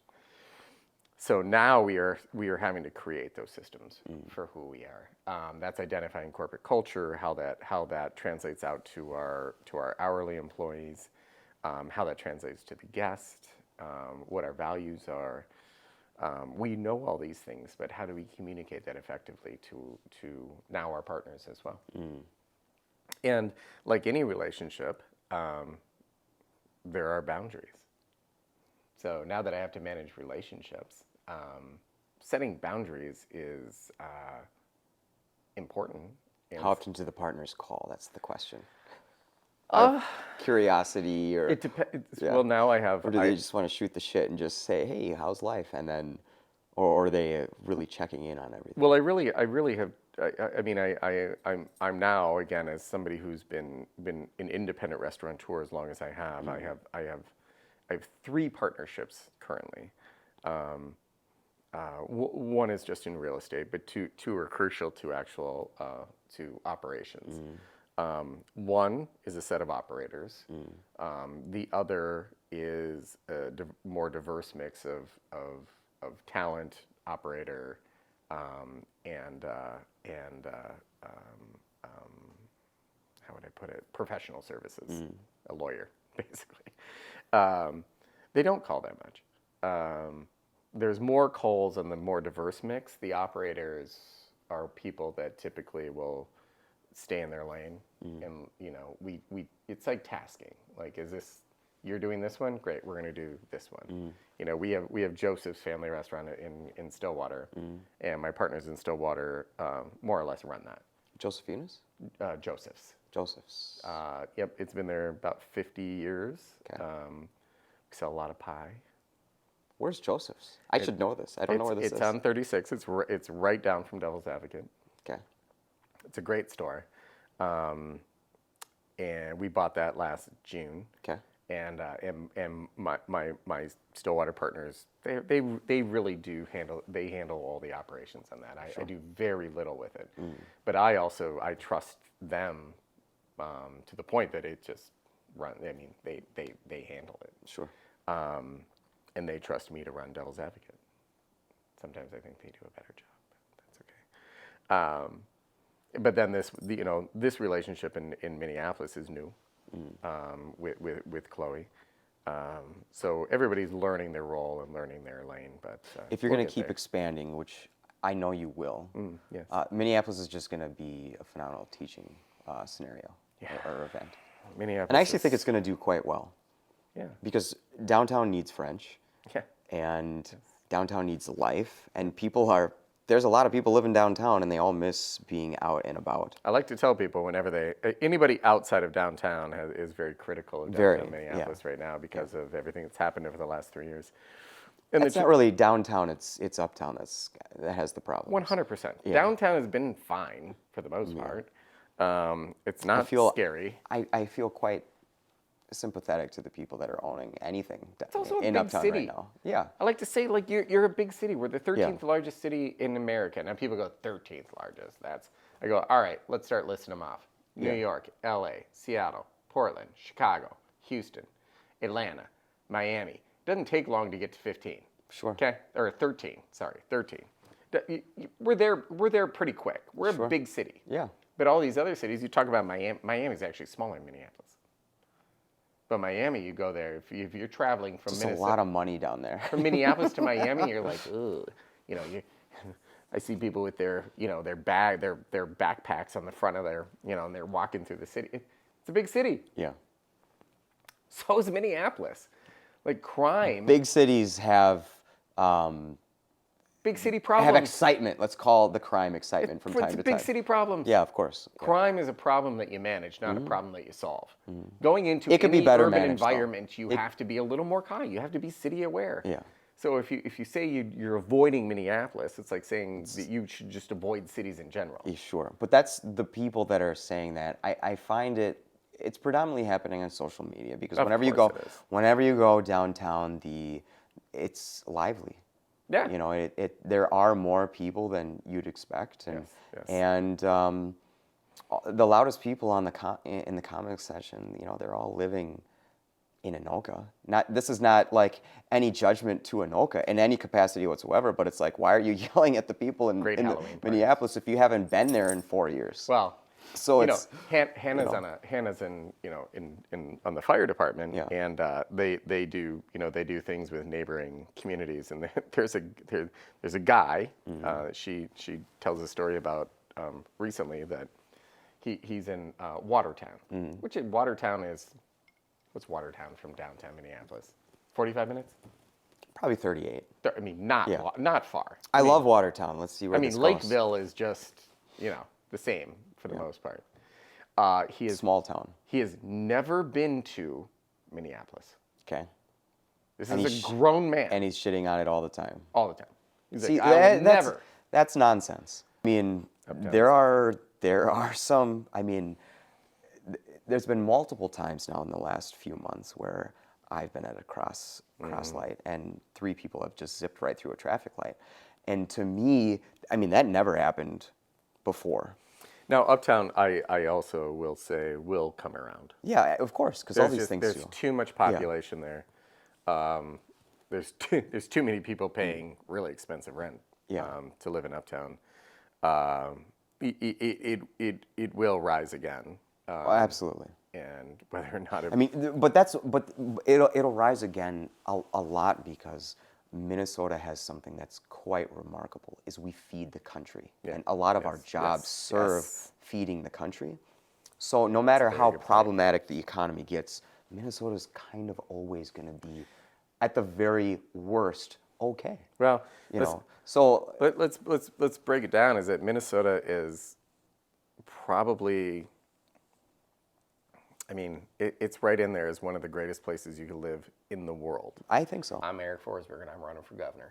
That is not my message. No. That is. You're not kissing the ass of Minnesota. I could give 2 shits. But the truth of the matter is, it is literally one of the greatest places you can live in the world because natural disasters here? None. Pretty minimal. Yeah. We get tornadoes. Snow is easy. Like, it sounds scary to have 2 or 3 feet, but it's pretty simple, actually. But we don't get Katrina. No, never. It's wiping out an entire city. Yeah. We also have nothing's unlimited, but a relatively unlimited amounts of water. There. Yeah. And that, if the world does actually go towards this, like, lack of drinking water world, we're fine. We're good. We're quite good. And the truth is, if California honestly wants to buy the Superior, I mean, nope. It's just not going to happen. We will just secede, like Texas. Which they have, essentially. Ours. Abbott's pretty much said no. Yeah. Yeah. It's we are this is a tremendous place to live. Yeah. And the truth is, if you have the ability, and thank goodness for discount travel, if you have the ability to leave in the winter, it does. For even just a week. Yeah. It does break up the monotony of the winter. It gets dark here. It gets dark fast. You know, my brother living here, moving from Washington, I know he struggles with a little bit of that seasonal affective disorder that comes. I did for a long time. It's very real. I mean, this is something that... It affects me too. Oh my God, yeah. Yeah. And again, like we talked about earlier, coming out of COVID and then seasonal again, and let's be honest, the economy right now is not great. Money affects everyone. You know, the COVID affected relationships first, right? People were stuck in houses together, and people, I mean, we heard about, you know, domestic abuse on the rise and all that kind of stuff. Now, the economic effects are coming on the backside. So number 1 and number 2, people are being very quiet about it. And suicide and whatever is relationships and money. Those 2 things, those are the top 2 things that are happening to us right now as a society. We have to be aware of it.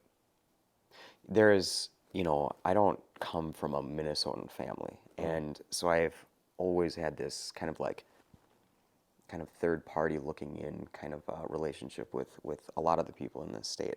But what I realize is that Midwesterners do actually work hard. Oh, yes. And even though they are a little bit unwilling to kind of create friends with new people, which is fine, I actually think they've kind of earned the right to be a little bit standoffish because it's a really well-run state in comparison to a lot of other places. You know, it's... Yeah, we have like a $17 billion surplus. I mean, that's crazy in this country. Yeah. I mean... Yes. It's almost like we have our own... what do they call that in Norway? The relief, the fund, their oil fund that they have. Oh yeah. It's like, I mean, 17 billion is going to ride a lot of unusual waves. So our people will be probably okay, you know, given what might happen, which is a little bit of a contraction in the economy. That's not even a might. It's a for sure. But I like being here. I don't actually, I got a stepbrother and he's constantly making fun of Minnesota. Tennessee's fine. The food's better here, even though you say you have all the barbecue, but you have the barbecue, that's fine. But the rest of it is lacking. We have great barbecue here too, though. Now. Yeah, now. We didn't when I moved here. Well, things have changed. People like you exist. Well, also. that's why we created Erik the Red. Yeah. The Erik the Red brand was created around this idea of Nordic barbecue. Yeah. So, I'll back up. Is that so the incubation of the idea of Erik the Red was one that I do miss Erik the Red. You and me both, buddy. Let me tell you, it was my baby. I mean, I just liked the outfits everybody was wearing. Yeah, me too. I mean, it wasn't like it. I don't want to like be cheesy and be themey, but like it was just. It had a great vibe. It was fun. It was a party. Yes. Every single time that I was there. Even when you were there on a Monday after a football game, it was still a fun place to be. Yeah. We had great staff, great food, and it'll be back in some way, shape, or form. I'm hoping for the state fair. I want it to be in my state fair brand. You want it to be at the fair. Well, I want it to be my state fair brand. Yeah. I want to build a Viking ship at the state fair and put Erik the Red in it, with a bar on the I wonder what Burley would say about that. He loves it. Yeah. Yeah. Yeah, it's For those that don't know, Burley is Blue Plate and Blue Barn at the state fair, and also one of my best friends. But yes. So David Burley. So if you watch this, if you get into this video and you actually watch this, which would be so funny, I'm still embarrassed that you're basically an old man, and you still beat me in squash at a high level. Oh. I think the reason my shoulder is fucked He's unbelievably competitive. is because of you, David Burley. You have to remember that I rode on a motorcycle for 4,000 miles with that man. That's right. You guys went to Alaska. Not the two of us. You guys went to Alaska. Yeah, we rode from here to Anchorage. It's crazy. And actually left the bikes. We're riding back next summer. So it's a long journey. Did you guys lose anybody on that trip? No. How many guys was it? Just 3 of us. That's on Beamers? No, we're the other guy is riding on a BMW. David and I ride KTMs. Okay. It's a beautiful bike, by the way. Yes, and that's where Stefan here is gonna. Do you ride motorcycles, Stefan? I have an electric bike. Yeah. He's got. It's a fun e-bike, actually. So Electric dirt bike. So when you learn to ride real motorcycles, you can follow us on bikes, because I think it'd be fun to do a food tour. Listen, I'll tell you on motorcycles. Yeah, the e-bike is really no joke. The torque on it is so. The torque on it is so much that I actually like. Listen, he let me use his brother's. I watched Long and Way I Up. flipped it into the air. I had to replace you. a part. Actually, it wouldn't be bad if you followed us in a van, and actually carried like spare tires. That would be it. Yeah, you could do that. All right. We got a winner. Yeah. Great. You're my guy, buddy. I think food tours. On the bike? Oh, that could be something. Think about people. I mean, think about going through Basque Country in Spain and doing a food tour on motorcycles, but also side trips where we're taking side trips through the mountains and things like that, because the motorcycle piece of it is exciting. The adventure part of like seeing the scenery and doing the stuff, but then stopping and eating great food, because we are people that understand food and really represent food and get that piece of it, because it's part of who we are. That's my pitch. We are literally seeing a new show that people will watch at a high level. Yeah, exactly. And that's the thing, is that here in Minneapolis is that we have an advanced food culture It's so advanced for how. Actually, I will say this is like it's getting so advanced. Yeah. I am very excited about what the food scene in Minneapolis is becoming, and I mean, arguably, I'm saying it's almost outgrowing me a little bit. Venison sliders, which I know that's in the past. I know that's in the past, but because you already had them. But the fact that you can have that you did that years ago. Yeah, I did. Years ago. Yeah, but look at what. Well, I think first of all, Asian food is coming into its own. Sure. It's finally getting the respect it deserves. Not Asian food like it's American Chinese food. Yeah. We're starting to see fine dining from a Filipino or a Thai perspective. Fine dining. Sure. Taking it to another level. Like you're seeing stuff in Minneapolis that you have never seen before. It is going to be. I think the next 3 to 5 years is going to be really exciting. Is travel? People have traveled. People have traveled. Yep. People want to experience things new, and then social media makes a big part of that too. Yeah. It gets people to want to experiment and try new things and really expand their horizons. Yeah. And all along, I mean, we've been saying this forever. It's funny if you talk to most restaurateurs. You ask the normal white American restaurateur and say like, hey, what are you working on? And it's going to be a burger. It might be exotic like tacos or something like that. Sure. But like you ask a restaurateur, and I was challenged this question at one point, and somebody saying, would you ever open an Asian restaurant? That'd be wild. And I was like, fuck, I didn't ever thought about it. And then I started thinking about it. I'm like, yeah, why? Why not? I mean, I'd open a taqueria. Why wouldn't I open a place that does dumplings or dim sum or something like that? Like we know how to make it. Why wouldn't we? And then what would it look like? And again, that's how Eric the Red came to be. Eric the Red was a discussion that was talking about. I was very excited about barbecue. So in coming to Minnesota from the East Coast and Mid-Atlantic area, which includes North Carolina, of course, bringing barbecue to Minnesota where there literally didn't exist any barbecue here. And we were like, why doesn't it exist? There was one place in Rondo that I really liked. Which one? But I just can't remember the name of it. I've only been a few times. There's Ted Cook's, which I always liked, which is on Small place. 38th, right? Maybe. Yeah, give or take. Close to LaFond or whatever it's called.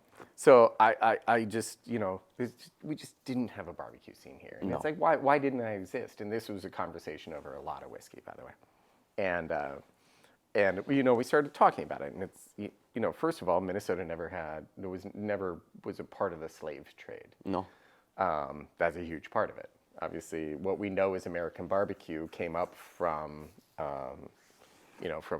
West Africa picked up a lot of the spices that we know of as from jerk spice and then variations of jerk spice in the Caribbean and then into the southern states. Let's just say that Lutherans don't use a lot of cumin. Yeah, they sure don't. And that just. I was actually with a group of guys on Monday night, and they're all true Midwesterners, and one of the persons brought biryani. And you could just look at everybody like having each bite, and they're like, oh, and I'm just laughing, and I'm laughing, and I'm like, oh, you just wait until tomorrow, guys, But yeah. So we started. I was out west, and I experienced Hawaiian barbecue. Okay, which was obviously heavily influenced by in their case, Eastern American stuff that came up. Plus the cooks in the military, the spams. Yeah. But that idea of like basically burying a pig in the sand and covering it with palm leaves, and then, but it really, it's interesting because it involves like, you have a lot of influence from the East, or from the Far East. So you have a lot of sushi and rice and things that kind of play into it, plus pork. Coming up, buddy? All right. You're in the video, buddy. Yeah. So Cash is down. There you go. So you have all this stuff, and I'm like, I was like, I'm kind of into it. I like this idea of like cultural barbecue because every culture has a barbecue, right? And so we started talking. We're like, why doesn't Minnesota have any barbecue at all? This is weird. And we started talking about the idea of Nordic barbecue. And that's where Eric the Red came from. Yeah. So we were like, well, if it doesn't exist, let's create it. Well, then we started doing a little more research, and it turns out that there's just a ton. He doesn't like his pause. There's just a ton of smoked meats, barbecue, and things that came from the Nordic countries way back. mostly fish-based. A lot of sheep and mutton and fish, and some cattle. Very little pork. But the Nordic countries have been smoking, but in different ways. So there's like a hay smoke that you can do. Like a peaty, boggy, Right. kind of, heavy vinegar. Think Scotch. Yeah, yeah. All right, so this idea, these smokehouses, is a thing. Well, that's barbecue. That is barbecue, yeah. So the interesting thing is, so the Nordics were doing what we know as barbecue, coming at it from That was just preservation for them, though. It was making sure So it was they can American handle. barbecue. Yeah, yeah. So there isn't any refrigeration.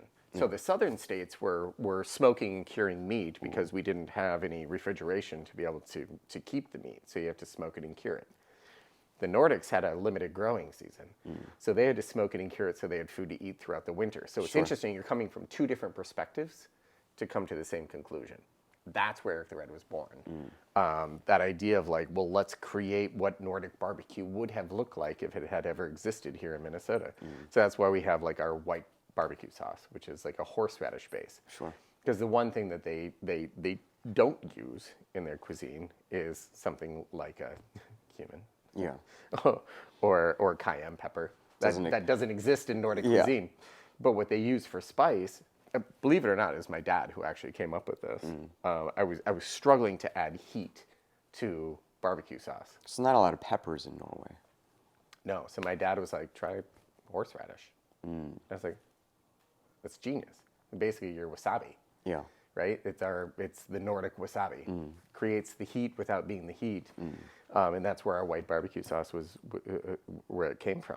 And then we created a lingonberry barbecue, so we created that sweetness. It was good. Add a little heat. Yeah. That was the fun part of that concept, and why I still am such a believer in it is that is the true. We were the true Minnesota barbecue at the end of the day. So it'll come back. We called it Nordic barbecue because we don't want to limit ourselves to Minnesota. Have you ever considered just picking up the phone and asking them to put it back in? No, No. it's not a good relationship. Can't be changed? They're assholes. I know that. But why? So let's expound on that. Why couldn't that be changed? I mean, how many years now? I think there's trust. 3 years? Oh, gosh. Well, yeah. It was Two and a half, 3 years? Believe it or not, it was COVID. Yeah. It was timing, but we closed at COVID. Yeah. That was a real nail in the coffin. But they also made, I feel like they had this expectation that it would be very easy to refill it. Yes. And it's not. Oh my gosh. Because no. it's That's a difficult space. Yeah, absolutely. Yeah, that is more of a tribute to my team that was able to execute that space than it is anything. I have my very first restaurant that I bought was the Ugly Mug on First Avenue and 3rd Street, and good, bad, or otherwise on that one. But How long was that run? Couple few years. And I mean, I bought it right in the recession hit, the subprime recession. Are we talking 08? 08. Yeah. Just got Right beforehand or right during? at it. Yeah. We're talking like April 08, where Well, it's like I was surrounded by land development firms and architecture chose firms, to and they disappeared. You chose to go in and I've had bad luck in the restaurant industry sometimes. Yeah, that was a bad purchase.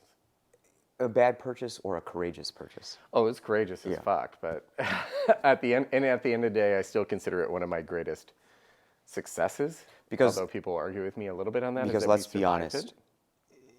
the last couple years you've made some fascinating decisions.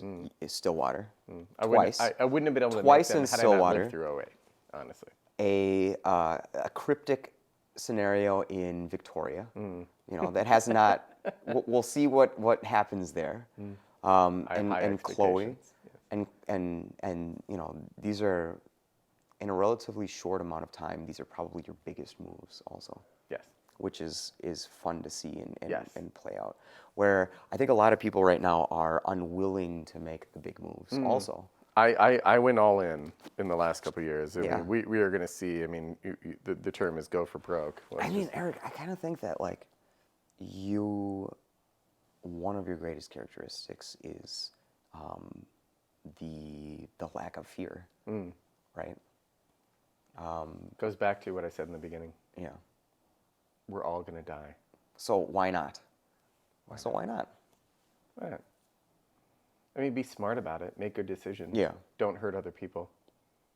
But make decisions that, I mean, build I relationships. really hope that if young people watch this, and I hope they do, and I hope that one of the things that they realize is that you might have your social anxieties. Sure, that exists. You know what? The last 3 years, what essentially society did to them, I don't blame you. You know, it was.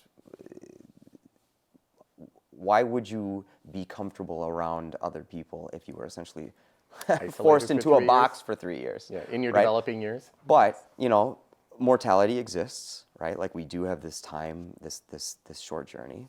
So you know, like why not just go for it? Like that should be something that we all internalize. I think. It's just fun to see you have done that a few times. You can live in this world it's, on very little. Yeah, yeah. Especially if you're born in this country.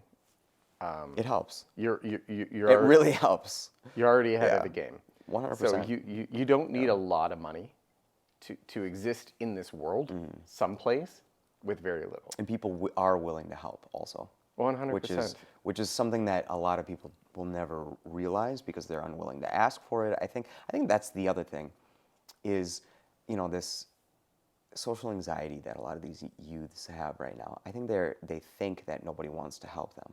People want to help. Yes, they do. First, they're going to push you though, right? Like it's not like help right away. It's you get pushed a little and then you essentially get invited in. Just don't be wooed by money. No. Money is nothing. Money's just the game. Money is the game. That's it. Money's how you keep score. Yeah. It's just And you win it's just a sometimes? part. It's just a tool. You know, listen. Yeah. If you're playing your online games and your esports or something. I fucking can't understand these people that spend so much time. No, on it. I'll never forget this story. I had a server who worked for me. One of my absolutely to this day one of my favorite people in general, and we had a volleyball tournament in town. And at the convention center, huge. I mean, they bring in like, I don't know how many thousands of people. They come from all over the country. This massive volleyball tournament, and we have two teams are in at the restaurant, and you know they're all dining. I mean, when they come in, it's like moms and dads and everything. You know, they come in at 30 deep, right? Sure. This server, Dirk is his name. Dirk comes up to the table, and he's a very funny, witty, intelligent person. And he's closing out the table, and he says, "Well, girls, I gotta just remind you, there's winners and losers in this world, and you're gonna be one of those at the end of this. But just remember, everything's okay, because somebody's got to win and somebody's got to lose. And if you're the loser, life goes on. And if you're the winner, congratulations." And I'm like, Yeah. Did you just give a life lesson to this entire team? But it's pretty true. good, though. But it's true. Yeah. You're playing a game like that. There's going to be a winner. There's going to be a loser. Yeah. You know what? You get knocked down. Go try again. You can play again tomorrow. This is what I'm saying. Yeah. Right. And that's all that money is. But that is something that people are forgetting. Yes. And there is they get this obsessed with yeah. this idea and their social media and their thing, and they want to be a Kardashian. And Well, they the wanna fear do of whatever. failure is really problematic. And, Yes. And it makes, and I don't want to shit on teachers, but I'm gonna just for a split second. Is I feel like I'm just gonna say some teachers. Okay. Some teachers are kind of telling the youths that if they're failing from a very specific like structure. Yes. But the problem is that you have to fail. So it's okay.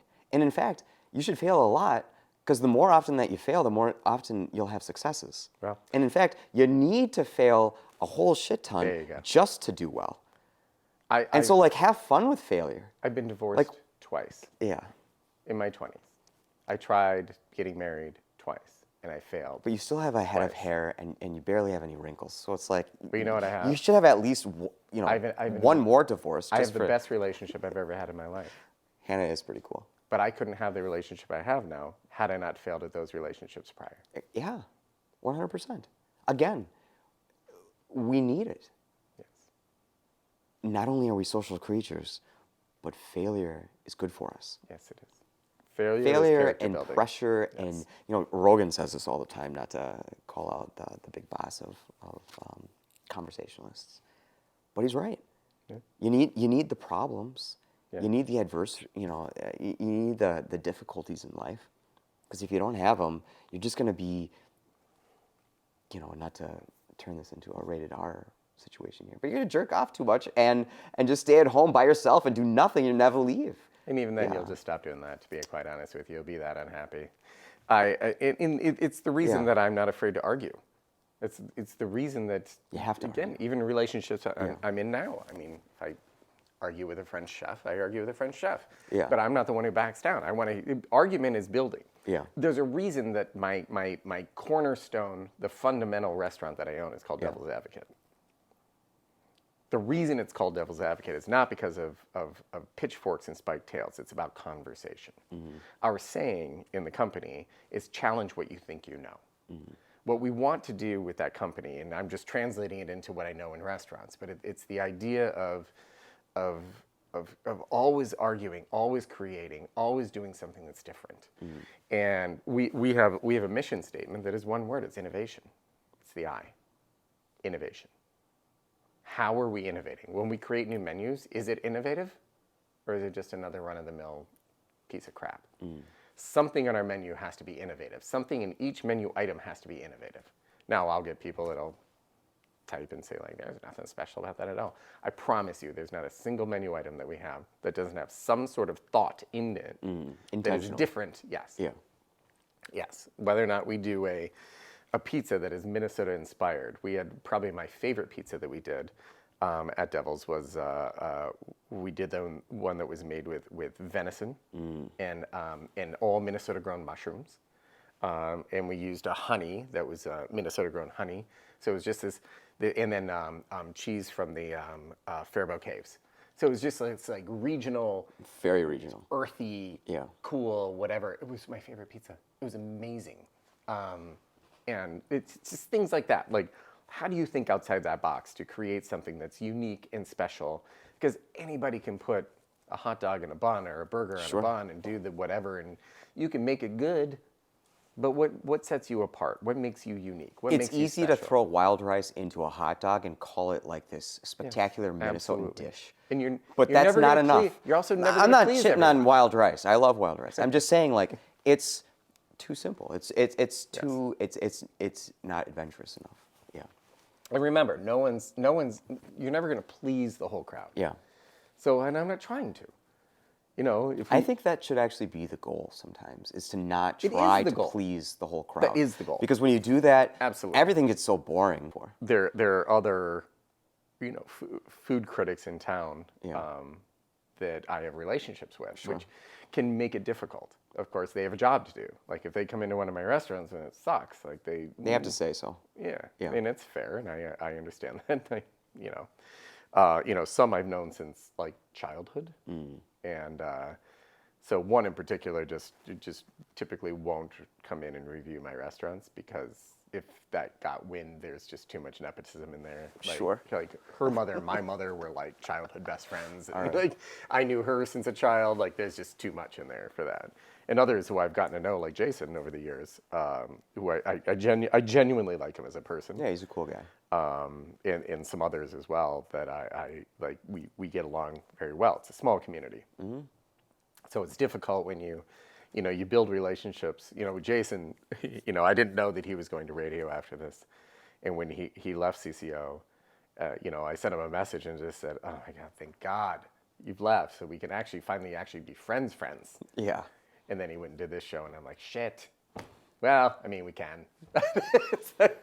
It's hard. You gotta tiptoe a little bit more. Politicians and like I have a very good friend of mine who's on the Minneapolis City Council. I consider him one of my very close good friends, and it's hard that we have to limit our relationship at times because there is crossover and there can be whatever. And he's not running for his next term. I told him, I was like, thank God you're not running, because now we can just be friends. And he's one of the smarter people I know in my life, so I'm excited for him to see what's next. But No, he has had a dance of personalities that he's had to orchestrate over these last couple of years. even he came out and he came to the opening at Chloe, and we sat for a little bit, and I never introduce him as that. God knows, in Minneapolis, that's not how you want to lead with somebody, to say you're oh, this is my friend and he's a Minneapolis City Council. Because then the conversation at that point just, That's a hard where job. it's going. That's a tough job. And, but then people get into it and then they ask and it ends up leading into it, and then it just spills over into that. And it's like, all right, I guess I'll just check out now, because you just hear, everybody's got the opinion. I talk about my 6 most hated words in the restaurant industry. What are they? You know what you should do? You know what you should do? Yeah. Now, I respect it from people that know what we do. Have I ever done that? I don't think I have. You've never done I don't give, I'm not trying to tell anybody how to never done do it. it. Yeah. No, you give feedback. What you don't do is give the advice on, because, Do I give feedback? yeah, if you have a shitty server, Yeah. you're not afraid to say, like, hey, service was kind of, or, you might want to talk to them about, or think like that. But I'll say that to them. That's helpful. I'll say that I to know, the you're not server. afraid. You're No. such a non-Minnesotan in that sense. But no, the know you should do is, like, my favorite example is, like, somebody telling me, what you should do is you should get a food truck. I'm like, gee, you're a fucking genius. That's never come up before. We've never thought of that. You're kidding. Oh my God, we should get a food truck. Of course, I should just burn another 20 grand. Should burn $100 grand and 100 park it out grand, front. whatever, yeah. You know what I mean? Like, yes, it's that kind of thing where you're just like, oh, fucking Jesus, guys. You just boggles your mind. But yeah, you know what you should do are my 6 most hated words. So, I love that you told me no with this microgreen situation. Yeah. Yeah, I'm still telling you no. I want you to know. I also love that you ignored me and are pushing Of forward. cour's I ignored you. That's What are you- that's something listen, I would do. That's a me move. Listen, It's fucking, dude, don't learn it by watching me. no,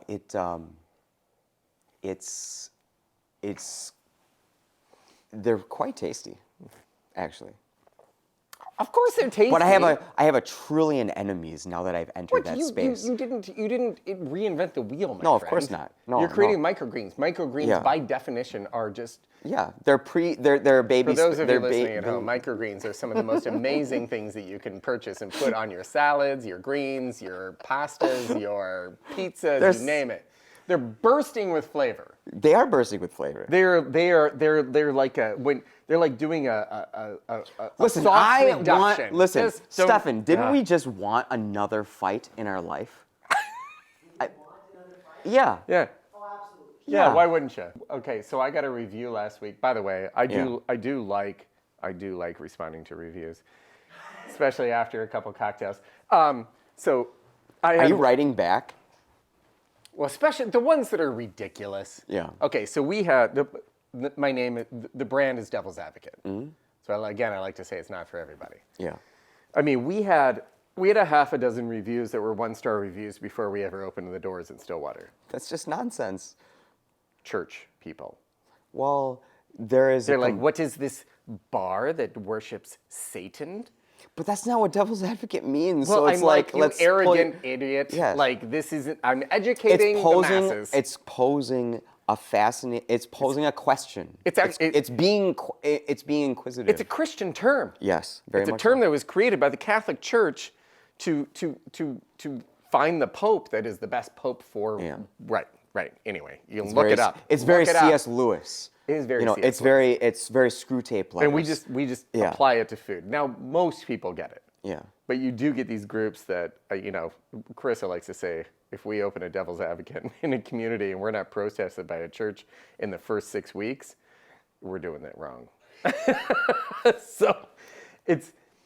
I mean, invite them in and have them try their first best whatever. We had one last week where somebody their review literally is they came in and they complimented the staff. They're like, the bartenders were amazing. The food was actually really good, but I morally can't give it more than 2 stars. Because of the name? Yeah. That's nonsense. So I just respond with, praise be. I mean, it's like, what do you want me to say to that? Listen, there is value in being having a jest. Yes. Yeah. Again, this is what we talked about earlier. Why am I going to argue with somebody who is an idiot? Like, I'm never going to win. They're going to continue to have that opinion, and they're going to talk about it. But the truth is, in our industry, the more people talk about it, the better. I just recently had a discussion about Marilyn Manson, believe it or not, because that's still relevant. Because we're carrying a liquor that evidently they made a bottle for Marilyn Manson in 2011 and didn't think it should be associated with our I wonder how he's brand. doing, by the way. What's going on with Probably doing Marilyn great. Manson? Yeah. Probably put his ribs back in and recolored his eyes and is probably an old man living in Florida or He's something. probably living in the villages. Yeah, he probably is. No, You won't recognize him he's- because he just yeah. looks like a normal dude. Yeah. One in Stillwater, one in downtown. And the imagery that we put, so we use the Harmonious Bosch. If you're familiar at all with his paintings, and there's the Garden of Earthly Delights. Yeah. So we built the imagery for the restaurant out of that painting. It's a 3-panel painting that basically represents heaven, earth, and hell. And we extracted images out of the actual painting and blew them up, and then we digitally printed them on wood, and then used that throughout. I love the space. On wood, I think the space is phenomenal. We made wallpaper out of the imagery and repeated it. It's very cool. It's a very detailed piece of art. So there's a lot to take out of it. I mean, I could build 100 restaurants and take different pieces out of that piece of art and it's public domain at this point. One of the reasons why Stillwater is obviously different than the other places is that the staff, a lot of them, it seems, they're from Wisconsin. I love like they're First funny. of all, I They're would fun. like to say I love Wisconsin. We need more Wisconsinites to move to Minnesota, to be honest. I mean, High five, buddy. Yeah. I tell you what, I'm a Vikings fan. we all are. Which camera I got to go to, but I'm a Vikings fan. I love it. I'll never be a Packers fan. However, I do call Wisconsin the promised land. It is literally the land of milk and honey. Eric, they were open. They were open over the last couple of years. This is what I mean. Yeah. They actually treated their humans like adults. Yeah. I mean, it was nice to go to Hudson. It's America. Actually, there was this over really there. cute little German restaurant that's in, I don't know if you've ever been to that. It's closed now. That it was in the basement of, In Wisconsin? in Hudson.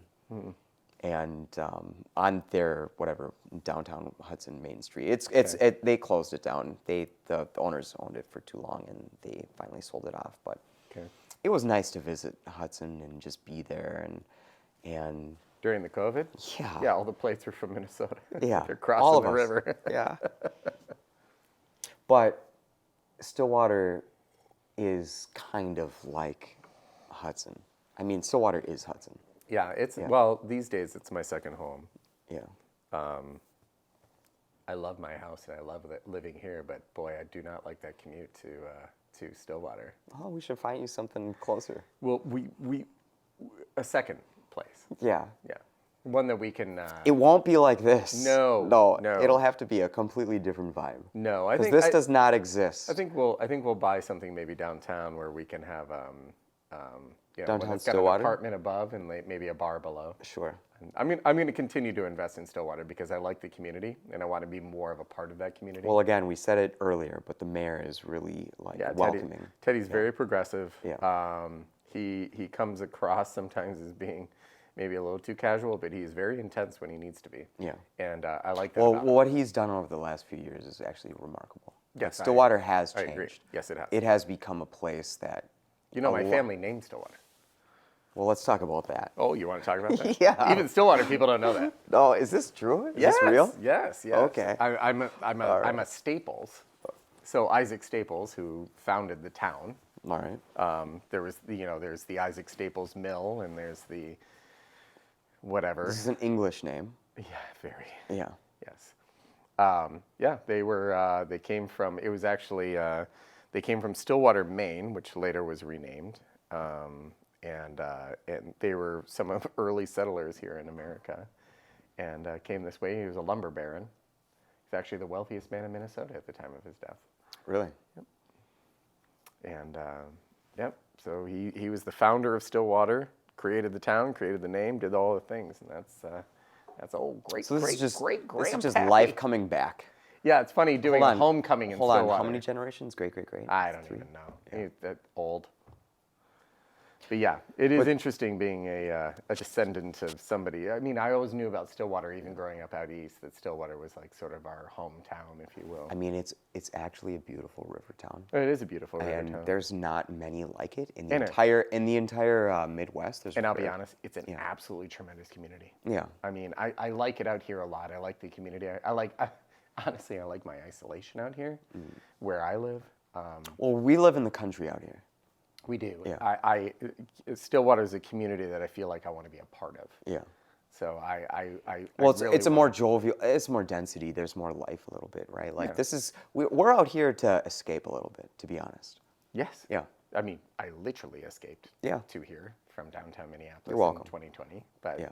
and I've enjoyed it the entire time I've been here. Yeah. It'll take me out of this house in a coffin. Hopefully later than sooner. But you never know. But Stillwater has, I mean, I drink a lot. the bourbon's nice. Thank you. Yeah. Yeah. It's actually been a lot of fun to watch Stillwater change these last few years because, you know, it is nice that those guys took a chance and built the hotel out there. After Midnight Group, yes. Yeah, like Doing matchsticks and yes. they're commendable. They take a lot of chances. You know, They do. they They live out there too. Do they now? They're part of the community, yeah. Yeah. At Well, least Chris is, but yeah.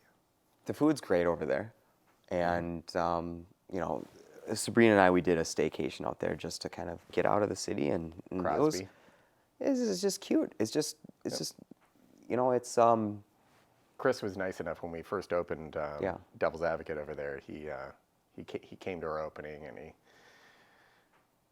we drank a little too much, and he offered to, you know, let me stay at the Crosby. And normally I'll stay out there. I'll stay with my. I think it's my great. business They did partners or something. Tremendous. It the was, hallways are dialed in. Yeah. You know, It's a great space. They had their designer was chosen very well. The food is phenomenal. Yeah. And you know where something like that would do great. St. Bonnie. I don't know if actually what is that? Victoria. Oh, Victoria, absolutely. Yes, there is. Good idea. Yeah. We should do that. That should happen. Okay. Actually, Victoria is very unusual. I know of this one like component. It's like right downtown. It's surrounded by life, and there's not enough parking. Yes, and every time correct. you go there, it's like abundantly full. Yeah. And it seems like to be craving more. Oh, yeah. It's so strange. And there's like this like little sliver, but it's right in the middle. And it just so happens to be close to so many people that are begging for more. Weird how that happens. So strange. Yeah, Do so you know anything strange. about that I little got- sliver? All right. I got a thing. Yeah, it's something that is going to recreate something out on this side of town that is going to be more of a Stillwater experience for the west side, which I am excited for. Well, it needs to happen. It needs to happen. Thank you for starting that, by the way. And I know you're.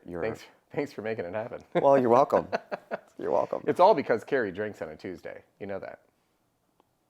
Carrie is an integral component of many people's lives. Oh, you have no And she's idea. never told enough. She is She is the silent witness to all things.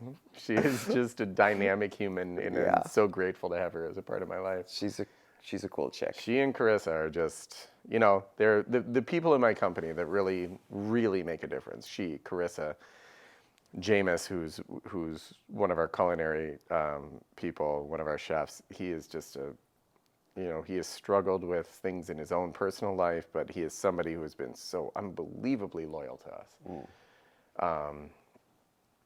Bill doing what he's been doing with us. It's just, we have this crew. Zach, who's like Zach named himself, he's kind of my rip. Again, I love Yellowstone. Reference so Yellowstone. Yeah. So he I mean, it is actually the greatest show. But he kind of is. Era. Like Zach, I think would do anything for me, and he just he may not always make the best decision, but he always has the best decision in his mind, that I may have to correct at times. And he's also now going to become a firefighter. You know, my brother's here working with me. That's been a unique experience, and one that I hope has been mutually beneficial to us. He's been everywhere. He went up to Rogers and worked up there. He's been downtown. He's been everywhere. This discussion on Victoria is actually very important because I think that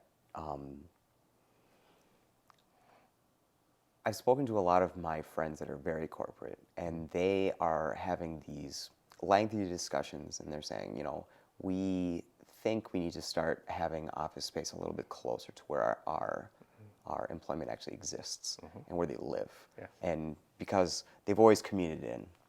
And there actually is a lot of people that have been working downtown that surprisingly live in Waconia or Victoria or Chaska or Chan or all these places.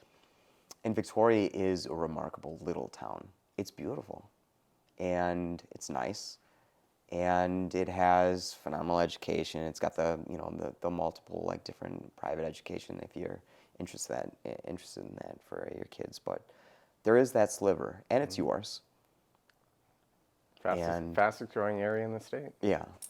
And it'll be really something special to see what you guys, once you get whatever happens with your planning and decisions and the people that you bring into that project, it's going to be a remarkable space because there's so much demand there. I'm so dedicated to Minneapolis, even though Minneapolis is sort of like an abusive relationship where I feel like sometimes I give and give and give, and it doesn't give back. Most attractive partner. Yeah. It's just it's sexy, but it's just the best sex is angry. God, it's just it's an abusive relationship. Yeah, it's a one-way street. I give and it doesn't give back. And it tells me I'm an asshole for giving. Yeah.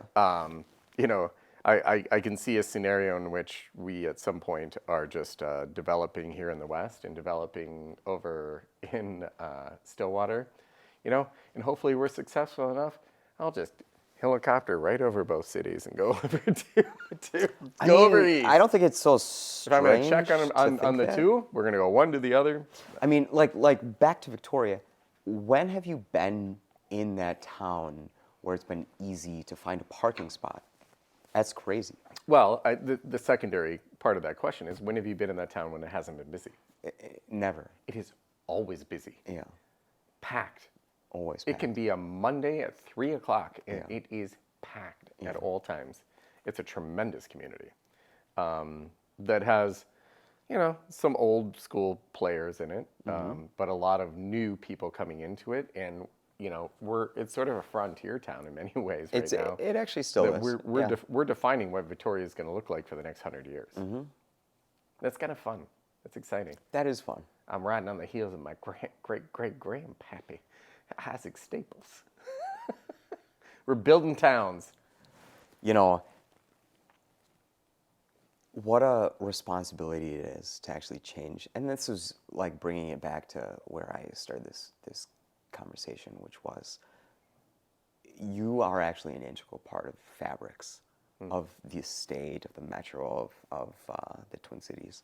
And how fun it must be to be not really like a ringleader, that's the wrong term, but more of like, well, what you said, you're a director, you're a producer of films. Yeah. That's actually what it is. It's an analogy Yeah. that I It's a only good came up analogy. with when I was Yeah. opening Chloe, and because I realized at some point you can't be the director of all things. Yeah. At some point you have to step back and start leading full on teams, and it's a little bit it's sort of the difference between riding a horse and managing a team of horses. Well, what is the phrase that you always said to me? I'm not in the. I'm not in the restaurant business. I'm in the business of restaurants. Yeah. Yeah, I'm in the business of restaurants. Well, and then make a slight pivot to that, and I'm a producer of the restaurant experience. Well, we're in hospitality. Again, Yeah. it comes back to that idea is that hospitality, and the term hospitality means that we're creating great experiences for people, whether that's in hotels or restaurants, or even if it means that I'm building you an apartment building, and that's going to be the experience that you have because you're making memories and something like that. It's still hospitality at the end of the day. So creating things, and again, it comes back to a single Eric, visual. Which do is not allow that section breaking to bread. just be an apartment building. Breaking bread. It has to be a hotel. Of course, it'll be multi. Yeah. But remember, we want to break bread. It has to have at least 3 floors of hotels because that community deserves it. No, the idea that we have for it is in sections. You'd have a little bit of both. But Yeah. yes. And make sure that, build it that the units could actually be sold, Maybe. in the future. Maybe. And then allow that they could have short-term rentals somehow in the docks. I like the idea of continuing to have a hotel there because there's also this other thing that I'd really like to acquire that would be more of an event space. Yes. That is a beautiful space. It is a beautiful space. So hopefully the next time that we do this interview, we'll be talking about that. At the end of the day, we always have to break bread. Well, it's true. That's it. I mean, that is the, if you want to get to the core of who I am, which is the question that you asked, is have I always been the person I am? And who am I, and evolve that into the person that I've become, and the person I will always be is somebody who just enjoys breaking bread with good people. And I want to share that experience with as many people as I possibly can. That's the experience I was here once, and we brought our little one, and I was just like made a little plate of pasta. It was nice. It was actually really it was loved. I'll never forget that, actually. Okay, good. I know it was simple, but it was a moment of like purity, to be honest. Yeah. I think you're building a good one on that one. You're building the next generation of goods. Again, I'm. Oh, that kid is so lucky. I'm not. You one have of no those. idea. I think there's a generation coming. Quite frankly, I think the Chloes of the world. I think the Benedettas of the world. I think there is this hiccup that's in there. I'm going to say that because I think we have a generation that went through COVID. They're having trouble. 3 years that they weren't social. They had to be in a school. They had to work. They had to work remotely and do school remotely and do all this stuff. What is that generation going to look like? And when they start becoming influencers in this world, But not all these kids are nervous influencers. I'm nervous about They're that. not all influencers. They're not all like courageous. I'm just saying, like, there's a lot of those. The millennials are going to age. Yeah. They're going to be the me then.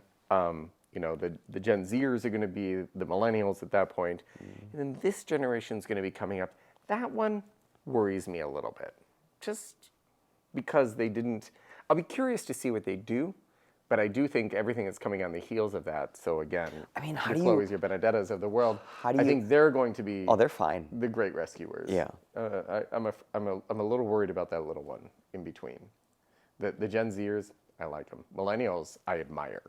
What is that? What Gen are they? What are they? Xers? What are they? We're just a bunch of fucking degenerates, to be What are honest. they? With you. Well, we're a lazy we're lucky. group of fucking assholes. Well, America has been like, America has been very good to us. we had our parents who are Yeah. the boomers.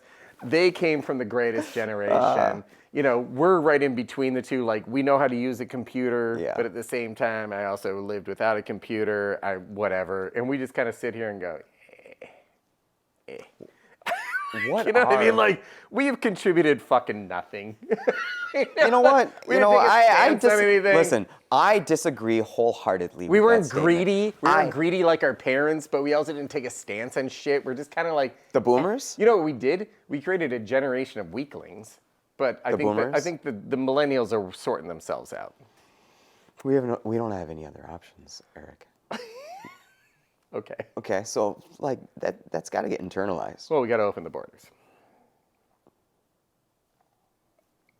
They are open, and they're coming in. But you're right. I actually used to have a very firm, staunch opinion on the border situation, and I thought too many people. But I do look around and realize that people like to be lazy. You know, People like to check out. You know, there's an And there's a intelligent lot way of to do people it. that don't want to check out, and they actually want to like get in there in the thin and thick. So there's a thing called the H2C program, which is it's very relevant right now. In the mid '90s, the government offered a lot of this program to India, citizens of India, to come to America, and that's why we have so many people from India in tech. Because if you came here and worked in tech, you could have you could have a work visa, and if you worked for X number of years, eventually you can apply for citizenship. It seems like an artificial, like they could have done that in any other industry or certain industries. They have. Yeah. We have. So as a country, we've done this before. They do it on the North Shore Yeah. to get hotel workers and resort workers. So who comes to the North Shore? We get a lot of Eastern European people that come to the North Shore and work in the resorts. But the program was really expanded to we were looking for people to fill industries. Now, we're going to go back to our discussion about the trades. Yeah. So this whole immigration discussion, which has become this bipartisan discussion. It's nonsense. We need more immigrants. You know, we no longer have healthy discussions amongst our politicians, where it used to be that you could disagree even in public. But Eric, it comes down to this: we need more immigrants. We need less fentanyl. So how do we figure that shit out? That's really not what. untrue. Yeah. But I mean, an H2C program where what we talked about in trades earlier, where it's like, okay, fine, if you want to come to America, you have to be a productive member of society. Like, you come here and you want to be a carpenter, a plumber, a tradesman of some sort. Yeah. You can work in construction and do this stuff, right? Great. We'll give you a work visa to do that, and after X number of years, we'll grant you citizenship. That's not opening the border. No. That is the fact that we have a crisis on our hands. We do. In our trades. Yeah. And nobody is going into trades. We have an entire group of people that want to come here, and they're willing to do it if we give them the opportunity we could to lose do it. a remarkable component of our entire economy if we don't fill. Are you kidding me? Yeah. We're eroding our base. Yeah. Again, be smart about how you fulfill the base. Yeah. This isn't about opening the border. This isn't about closing the border. It's not building a wall. It's not opening the wall. Yeah. This is about being intelligent about how we bring people into this country. Quite frankly, I'm willing to do an exchange program. I'll give you one for one. One who wants to work and one that doesn't, get out of here. That's healthy. I'll take that 20-year-old who sits on his couch at home. I tell you what, everybody makes this a race issue too. I will tell you. Are you kidding? I will go on camera in public, and I will publicly state the laziest human in America is a teenage white male. Like, put one of those in my restaurant, they either steal from me or they don't show up for work. They're the worst. They're the most entitled little pricks. I had a Mexican crew work on my home. They did the siding, and I'm not trying to make fun of. Mexican, or just Latin American? No, they were Mexican. Latino? And I walked around, asked them a lot of questions, asked them about their families and their kids and all this. They were actually the most professional. They had the best gear on. They were the most systemized. Everything about them was actually remarkable. And I was disappointed that some of the crews that I had in some of the other like projects that I had working on my crib. It's a project that I've been doing for 2-3 years now. Weren't them. I wish more of them existed here. Well, that's the thing, is that we need to create the work program to incentivize people to become citizens in America if they're willing to work in the industries that we need help in. Yeah. Quite frankly, hospitality needs help. At a high level. At all levels. I need housekeepers. I need servers. I need back of house. I need all those things. If they can work in hospitality, prove that they're working for us, and be able to have that work visa, the jobs that evidently people here are just saying they just don't want to have. It's very interesting. Like I'm living in Toronto. Toronto is sort of the New York of Canada. I hate to give them that credit because they like to call themselves that, but they are the New York of Canada. There are certain streets like Spadina and that have always been like immigration streets. Like it was always like a little Greek town, or it was a little Italy, and it was little whatever, and then it became a Chinatown, clearly, during the 90s. It's always interesting how those immigration things, and of course when immigrants, whether it was in New York or whatever, when the Irish came, it was like the fucking Irish. Well, they just stashed and when them in the Italians came, they're like the fucking Italians. It was just, everybody sucks when they're. It's housing that's the challenge. Everybody's a criminal, and they're just terrible, and they're whatever. And here we are in Minneapolis, and the Somali community came in, and of course they're the criminals, and they're the bad. It's like, dude, it's like we've listened to this record. Very, very interesting to watch how the Somali community is starting to influence and assimilate into Minneapolis culture, and it's something that we very much need to pay attention to. Yeah. And I say this in a positive light. And that concludes our next Real Talk with Gio. Thanks for being here. It was a lot of fun talking with Erik, and looking forward to the next one.